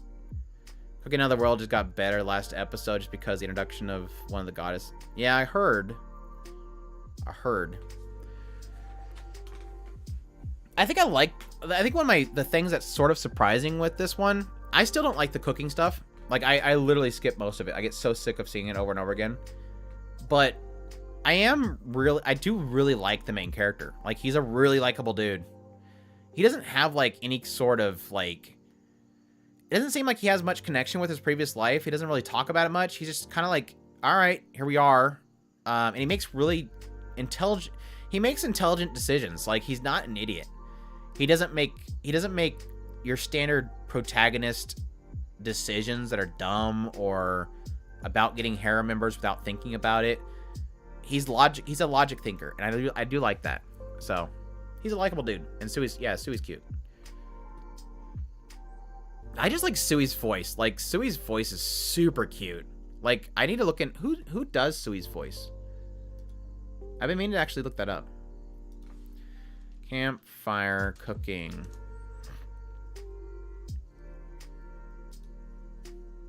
I was skipping forward, trying to get through the OP, and then I ended up hearing Sui in like 2 times speed, and it sounded like an AI robot.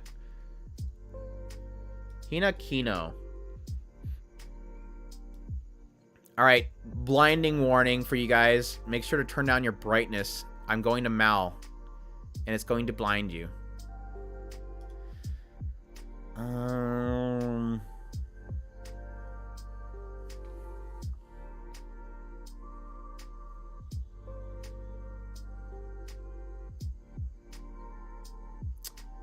None of these voices are ringing on me. None of these voices are standing out to me. Oh, she's meaty. Okay. Yeah, she was LS too. Yeah, the only one that stands out to me is meaty. Oh, Fa. It's Fa. Okay, super cute. I loved Fa too. And Ranka. Oh yeah, I missed that one too. Wow. She's relatively side so far, which is understandable. She got a very unique voice. The dog is still ugly. Which dog? The Fafner? Love the attention to detail with the food. They put a lot of animation in the food. A lot of animation in the food. Where's my spot? Did I close my window? Don't tell me I closed. How did I close that?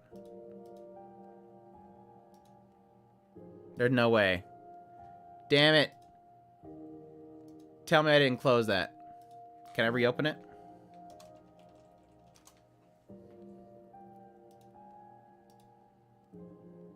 Hopefully it saved it.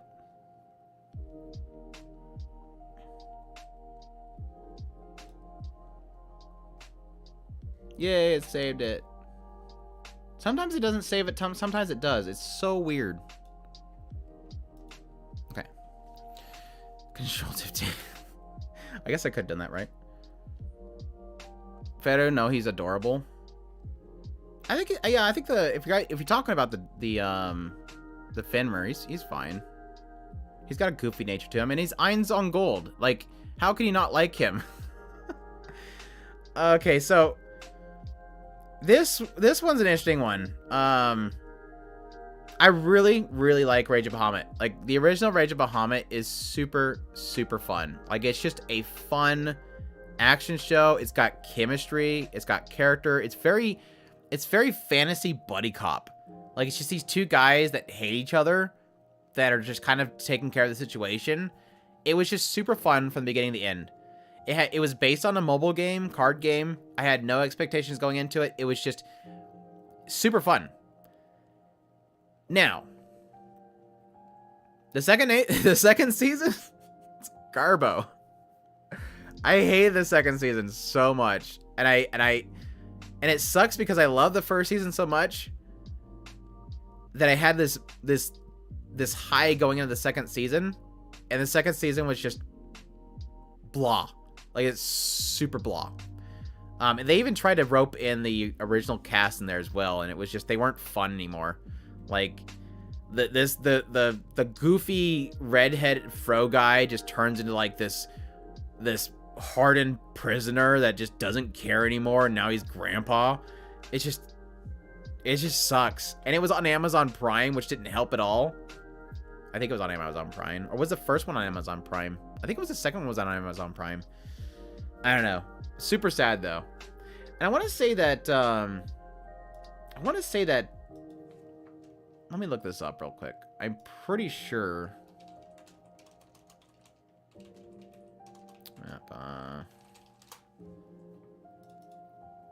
I want to say that Rage of Bahamut was one of the first ones that put MAPPA on the map for me, because I wasn't really paying attention to them before then. So it had to have been one of their earlier ones, maybe?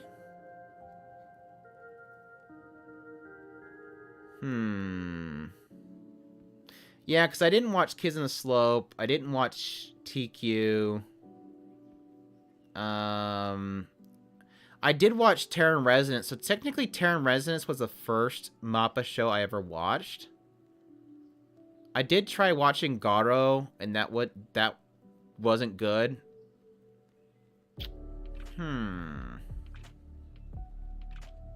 So yeah, so I would have watched Terran Resonance, and then I would have watched Rage of Bahamut, and I think that's when they kind of went on the map for me. So interesting.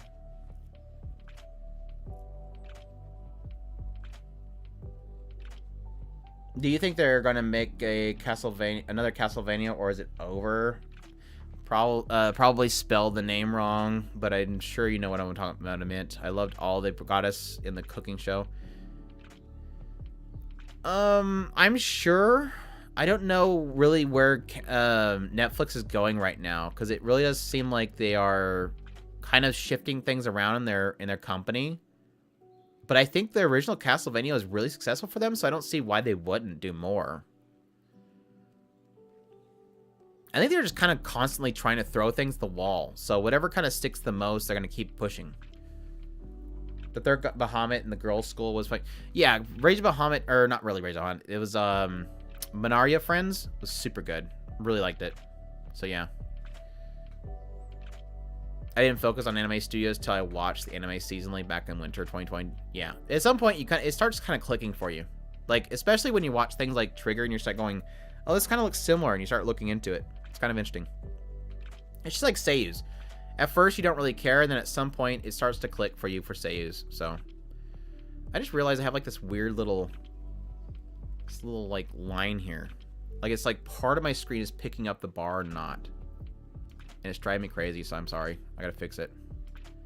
I gotta fix it. I gotta fix it. Is it fixed? No, it's not. Oh, it's the bottom. There. It's fixed.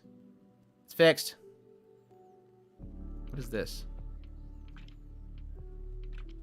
Oh my gosh, Speech-on. I just realized Speech-on just chilling in the back. Speech-on. Okay, thanks, Soul Ticker. I'll guess you look an hour earlier for me since it's daylight savings times. Hey, Aaron, how's it going? I'm having a bad day.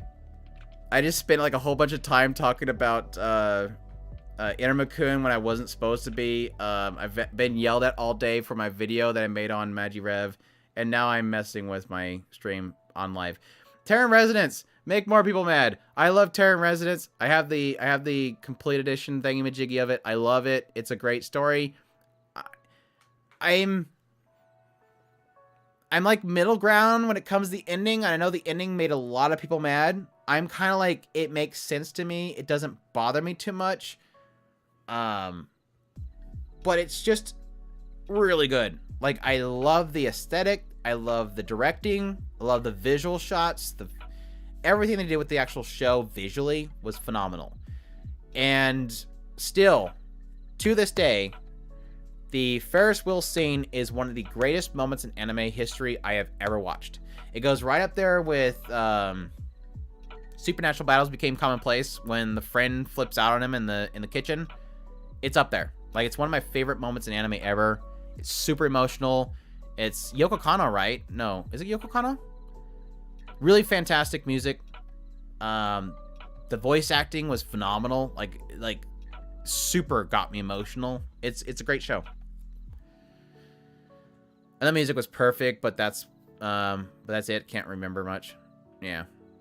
Like, every single person can at least say the music's fantastic. They might not agree with me with anything else, but they can at least agree that the music's fantastic. And I'll take it. What is this? Oh, this is like I don't remember. I think that's the Vanishing Lion second season, maybe. I don't know. Or was it that other Garo one? I think that's that other Garo one. Researching. Hold on. There's got to be a reason why I put it in my list. I must have watched it. I want to think that's that one that came out shortly after Vanishing Line.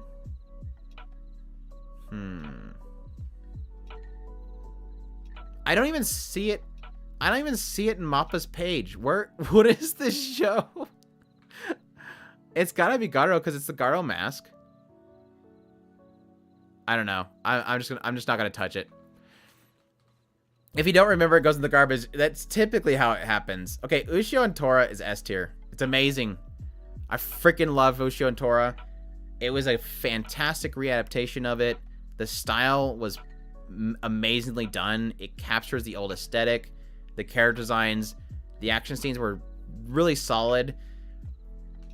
The later segments, like the later buildup of it, is so freaking good. I love the main villain character. It doesn't feel like one of those throw a main villain at the last minute. It feels like it builds up. There's tension. It's one of the very few cases that when they got that last boss, I felt the terror that they were kind of producing there, and it all kind of culminates in the backstory they built into it. They try to make you cry for the villain, which I hate. It was just super good. I really love it. The characters are fantastic. It was just a really fantastic ride. Enough that I bought the... Let me see it. Hold on, let me grab it. One second. It's time for show time. Time to show. It's show and tell time. If I don't hurt myself getting it. Oh gosh, I gotta move everything to get to it. Oh gosh.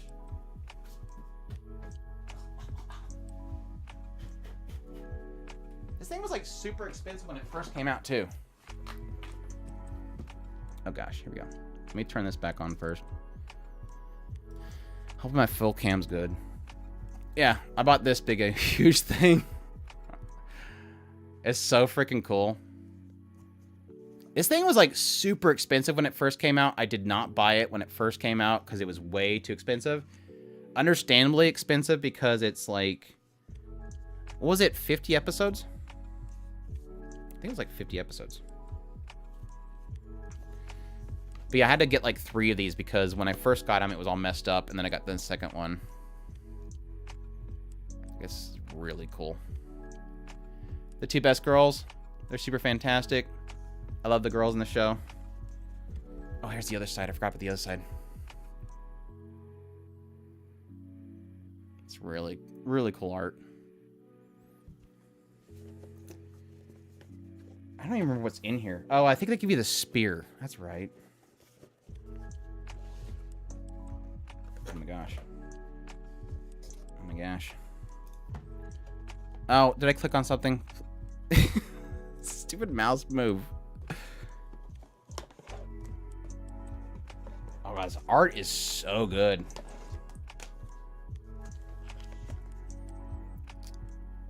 This is a DVD box. That's the big baddie. Super cool, interesting bad guy. And there's the whole stuff in the history. Spoiler, sorry. And there's them fighting the big bad. Spoilers, sorry, they fight the big bad guy. I know that's super spoilers. This is a really good box set. Oh, sorry. I messed up my mic, didn't I? Hold on. Sorry, hold on.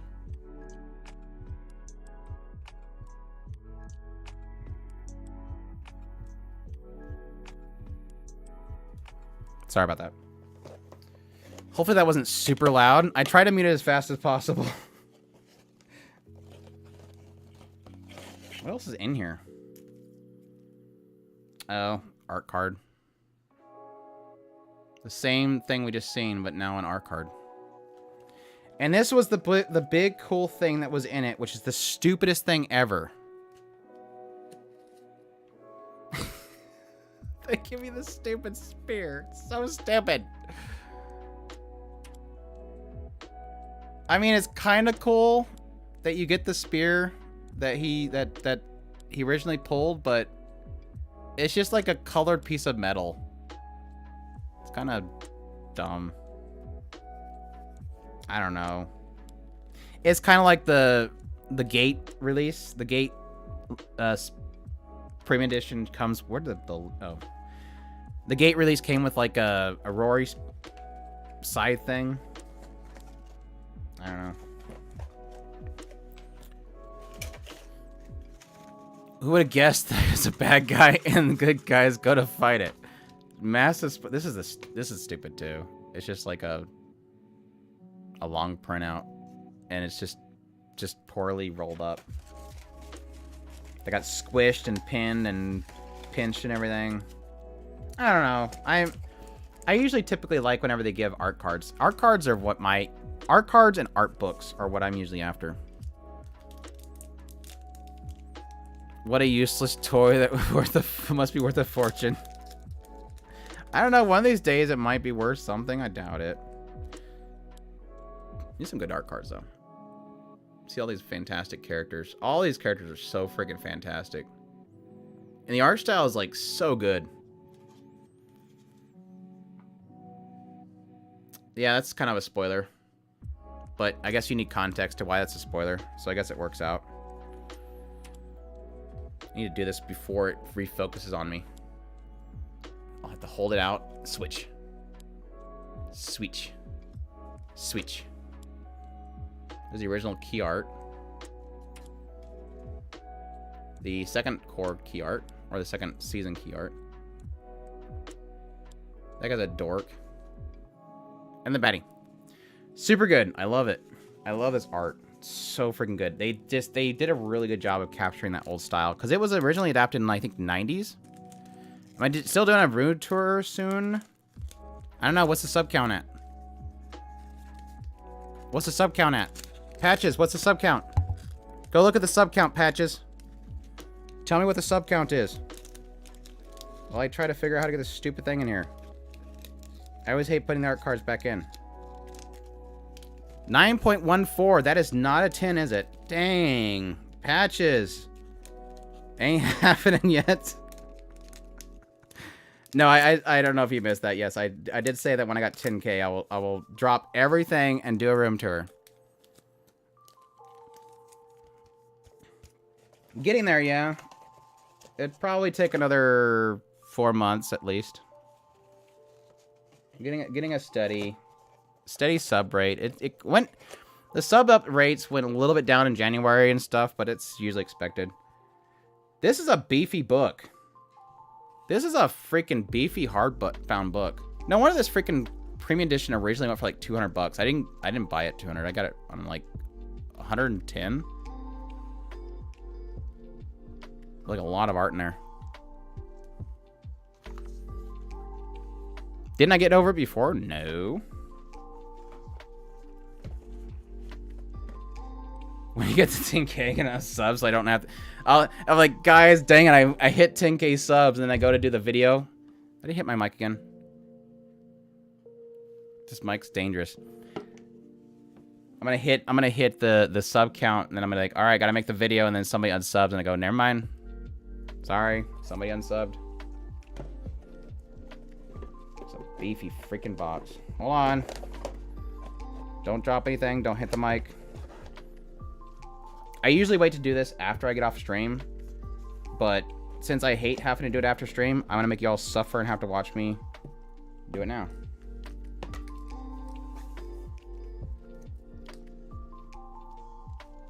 It's got like little spikes to actually lock it in. It's like the weirdest way for it to close. These little spikes that you use to kind of stab in there. Anyways, don't hit the mic. Don't hit the mic. Don't hit the mic. Don't hit the mic. Don't hit the mic. Okay. All right, that was fun. That was a fun tangent. But no, I have never gone over 10K before. I don't know what I would have gone over 10K on. I mean, we don't get sub counts for our podcast or anything, so I'm not sure where that would come from. Anyways, is this Days or something like that? I never finished it. Yuri on Ice. Can't wait for next Monday. It's gonna be amazing. I might do Meshuggah Mondays a little bit later than usual because I want to make sure that Adrian's there because I know it's going to be a crap storm. Like that Meshuggah Mondays is gonna be an absolute crap storm, and I'm gonna need him to ban people. Yuri on Ice, I don't really. I think the music's fantastic. I think the early animation's great. Later animations, just repeating the animations over and over again, so I don't really give them too much credit on the animation-wise, like most people do. I think it's a good solid B. I think it's a solid B.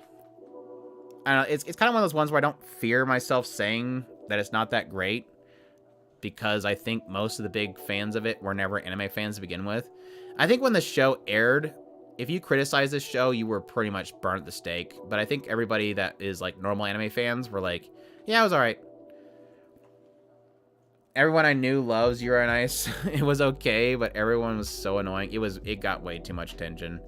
And everybody was like talking about how it's not like it's a real like BL like relationship type show, and I'm like, it's not. It's gonna be like every other one. It's going to just sit there and it's gonna be yaoi bait. Like they're always gonna be yaoi baits. It's never gonna be really. It's never gonna be real stuff. And sure enough, it was yaoi bait all the way to the end. I was super surprised that everybody was okay with it because it was technically like, wasn't it like an underage dude and the guy was like in his like late 20s? Am I wrong? Wasn't he like fresh out of high school or something, and the guy was like super old? I'm surprised that people weren't mad about that. Like, literally, this age difference is worse than Koi Kimo. And worse than... Dude, that was worse than Hikihiro. But, I mean, I don't mind that there's a 10-year difference, but how old was Yuri? Wasn't he, like... Wasn't he under 18?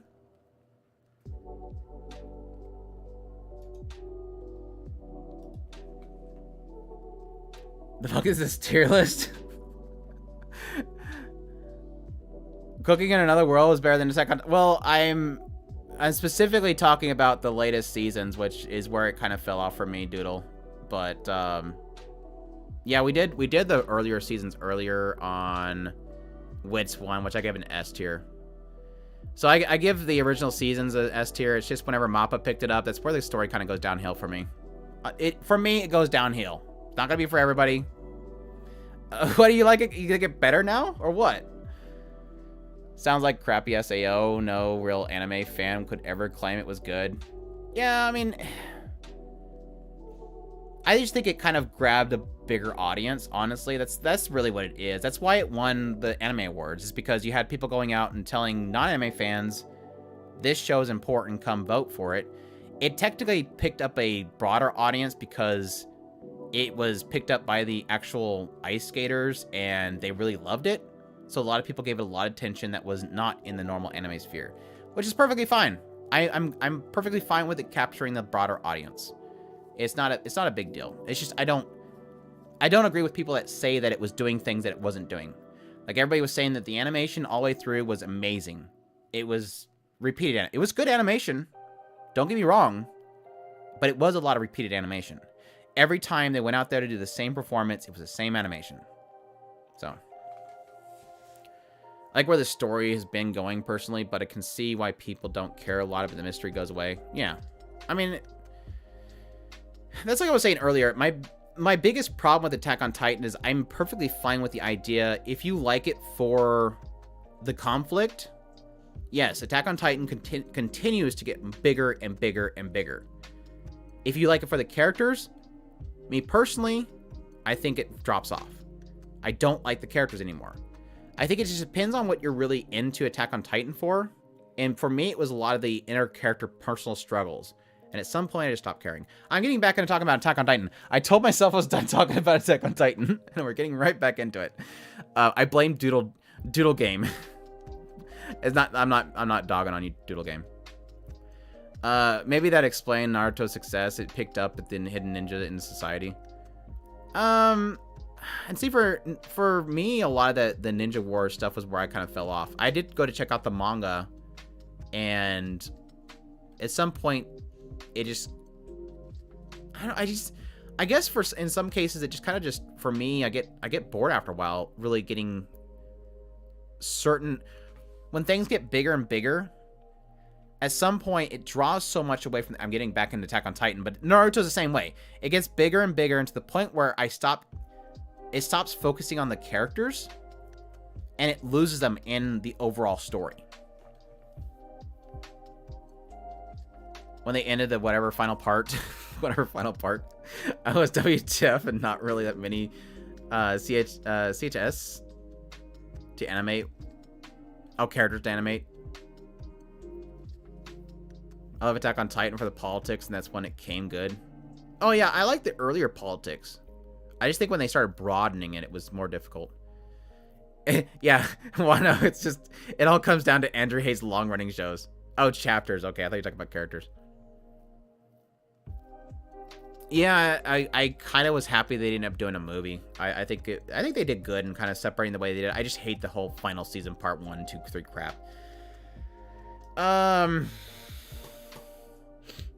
This show, banger OP.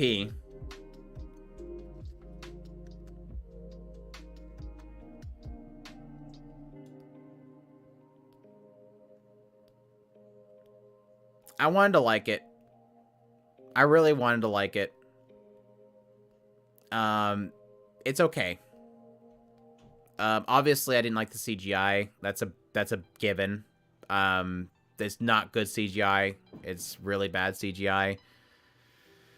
I wanted to like it, but I think the problem that I really have with it is that it didn't really. It's just too much of the reject of society, the fight between good and bad, what you use with power, the responsibility of power itself, how power corrupts, and it just kind of just turned. It just got mean with it. That's really all it was. Like, now let's see it used terribly. There's so many memes that came for the show. I did like the whole scene where he went into all the TV screens and started shooting people. That was a little bit of like a WTF moment. But other than that, it was just it was just mean. Like, it was just mean for the sake of being mean, and then you beat up mean guy. So, yeah. Another banger OP. And I liked it. I don't know. I want to give it a... Let me double check where I ranked it. I forget what I gave it for a score. It's been a while.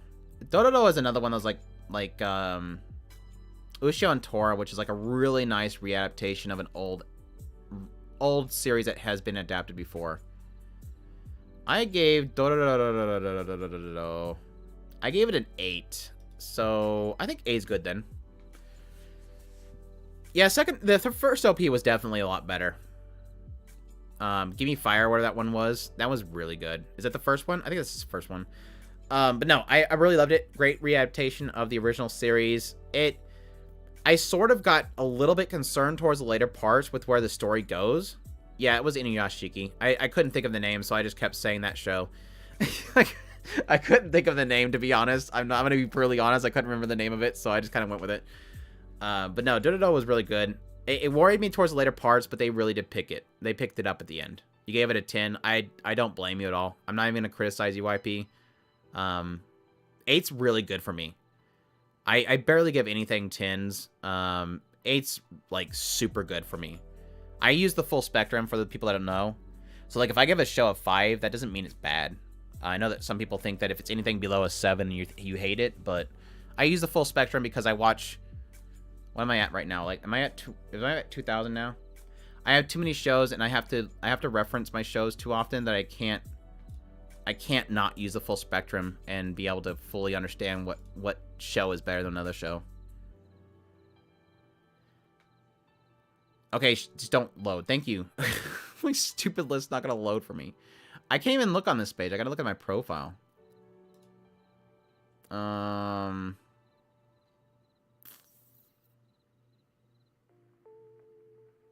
Like 1,700, I guess. I haven't updated Mal in a while.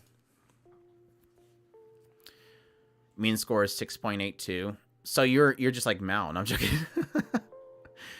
8 because they changed stuff from the original Dororo. Yeah, and I kind of expect them to. I mean, I think that even Ushio and Tora, they kind of changed a bit just to kind of modernize it. I don't know if it was changed for the good or the bad. So, I'd have to look at it. It's a really old manga, so... Punchline. S. Let me see if I have mine mean. Mine's 6.1. I watch a lot of bad stuff, though. I watch a lot of bad stuff. That's probably why it says 6.1. I'm a terrible critic. But again, I use a full spectrum. I think most people don't use a full spectrum. Like, ask somebody how many times they use a 4. If somebody ever... most people don't use, like, a 4 out of 10 for a they usually are, like, 1, 2, 6, 7, 8, 9, 10. Punchline is S tier. Yes. I believe Punchline is S tier. I think it was a really fantastic show. I came into it for the ecchi, vibrant style of it. I kind of started getting annoyed by the gimmick early on because he had this whole thing where whenever he seen something that got him excited, he would nosebleed and the world would blow up and then would reset. I got kind of annoyed by that at some point, but then they kind of threw in the big twist towards, what was it, the 4th or 5th episode. And I really liked where it went from there. I really liked the story. I liked the characters. And like I said, I liked the twist they had in it. I know a lot of people didn't like the twist. I like the twist. I thought it was super cool. I don't even know what I rate Punchline. Let's check what Andrew scored Punchline. Punchline. Punch mine. Punch mine. Punchline. It's a fun LP too. 8. Yep, I gave it an 8. So it's the same as Do. So I probably should put it in A. It's fine. I've chosen S. Only 3 and 2 2s. No 1s. Dang. Mikatan was best girl. Have some standards. If something is actually bad and not so bad, it's funny. Stop watching. The reason why I watch a lot of stuff that's not good is because there's a lot of times where I'll end up finding things that they sort of at some point will shift. I think like Punchline's a good example. Most people that watched Punchline the first 3 episodes thought it's just a dumb ecchi show and they would stop watching it. But then it gets serious at some point and it shifts the narrative. Something like Merc Storia. It looks like a dumb show about a kid going around with a bottled fairy and he tames animals to stop them from attacking. But at some point, you get these really cool creative storylines that come out of it that really shock you. I'm always looking for those gems that at some point they do something really cool that shocks me. And sometimes that 3-episode mark doesn't do it. But that does mean I watch a lot of shows that I really shouldn't watch. I suffer so you guys don't have to. That's all it is. Mine is 7.46. Nice. You've been lucky. I'm getting a lot of 5s. I don't go under 3 though. I only have like 12 under 7. Don't dare move it out of the S tier. At least Scott's okay with it. Last thing I gave a bad score was Sidanshi. Gave it a 4.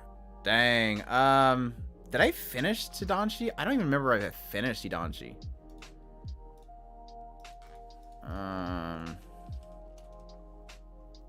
If I spell it properly.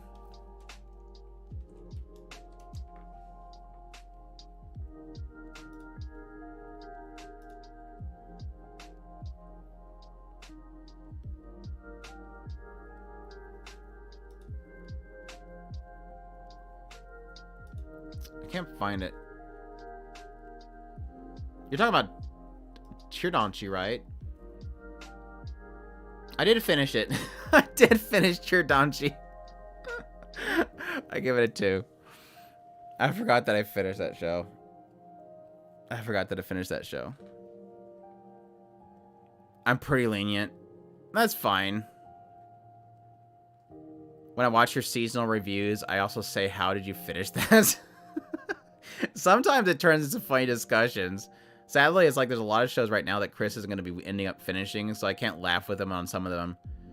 I'm surprised you don't have Promised Neverland Season 2 lower than a 4. I think anybody should probably give that one. I don't know. I think it was pretty... I think I wasn't as bad on Promised Neverland Season 2 than most people. I was very disappointed in it, though. Mal rating is so off, however. There's quite a lot of stuff that in that database that for whatever reason is very underrated. Yeah, I mean, that's what you were mentioning earlier, that there's a lot of stuff that kind of just gets painfully knocked down. Then you also have the aspect that a lot of second seasons and third and fourth and fifth seasons will be higher than normal because only people that love the show will continue to watch it. So there's a lot of issues with it.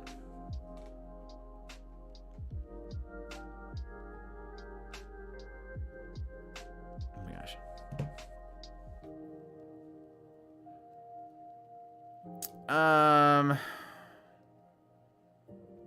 What the hell is this? I thought I did Rage of Bahamut. Is this like a movie? Did they make a movie version of the original Rage of Bahamut?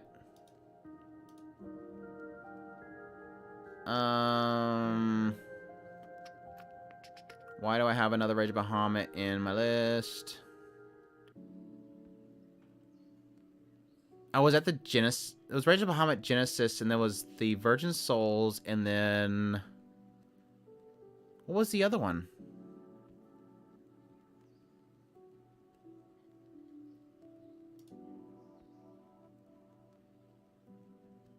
Oh, there was a short story OVA. Okay.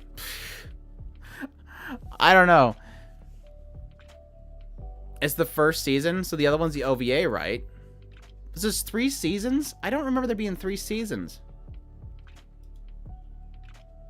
No, because this is a different key art.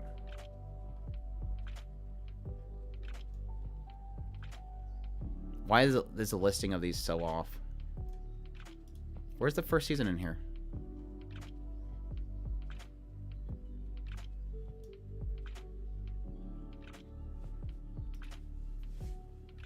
The first was good.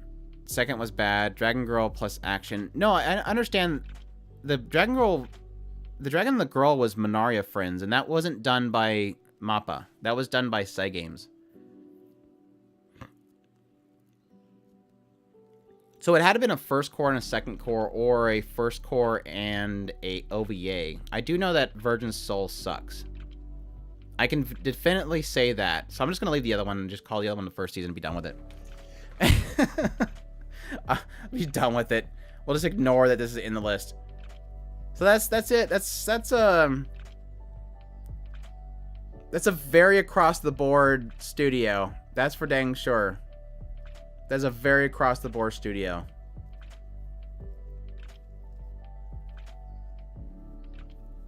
All right, Soul Taker, take care. Thanks for dropping by.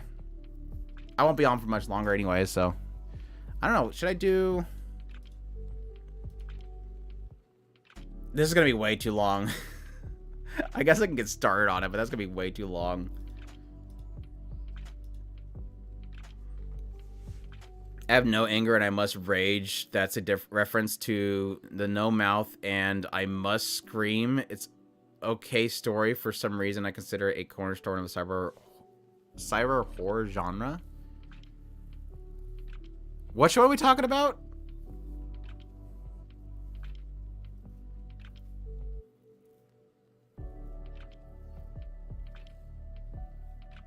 I'm so confused. Anyways.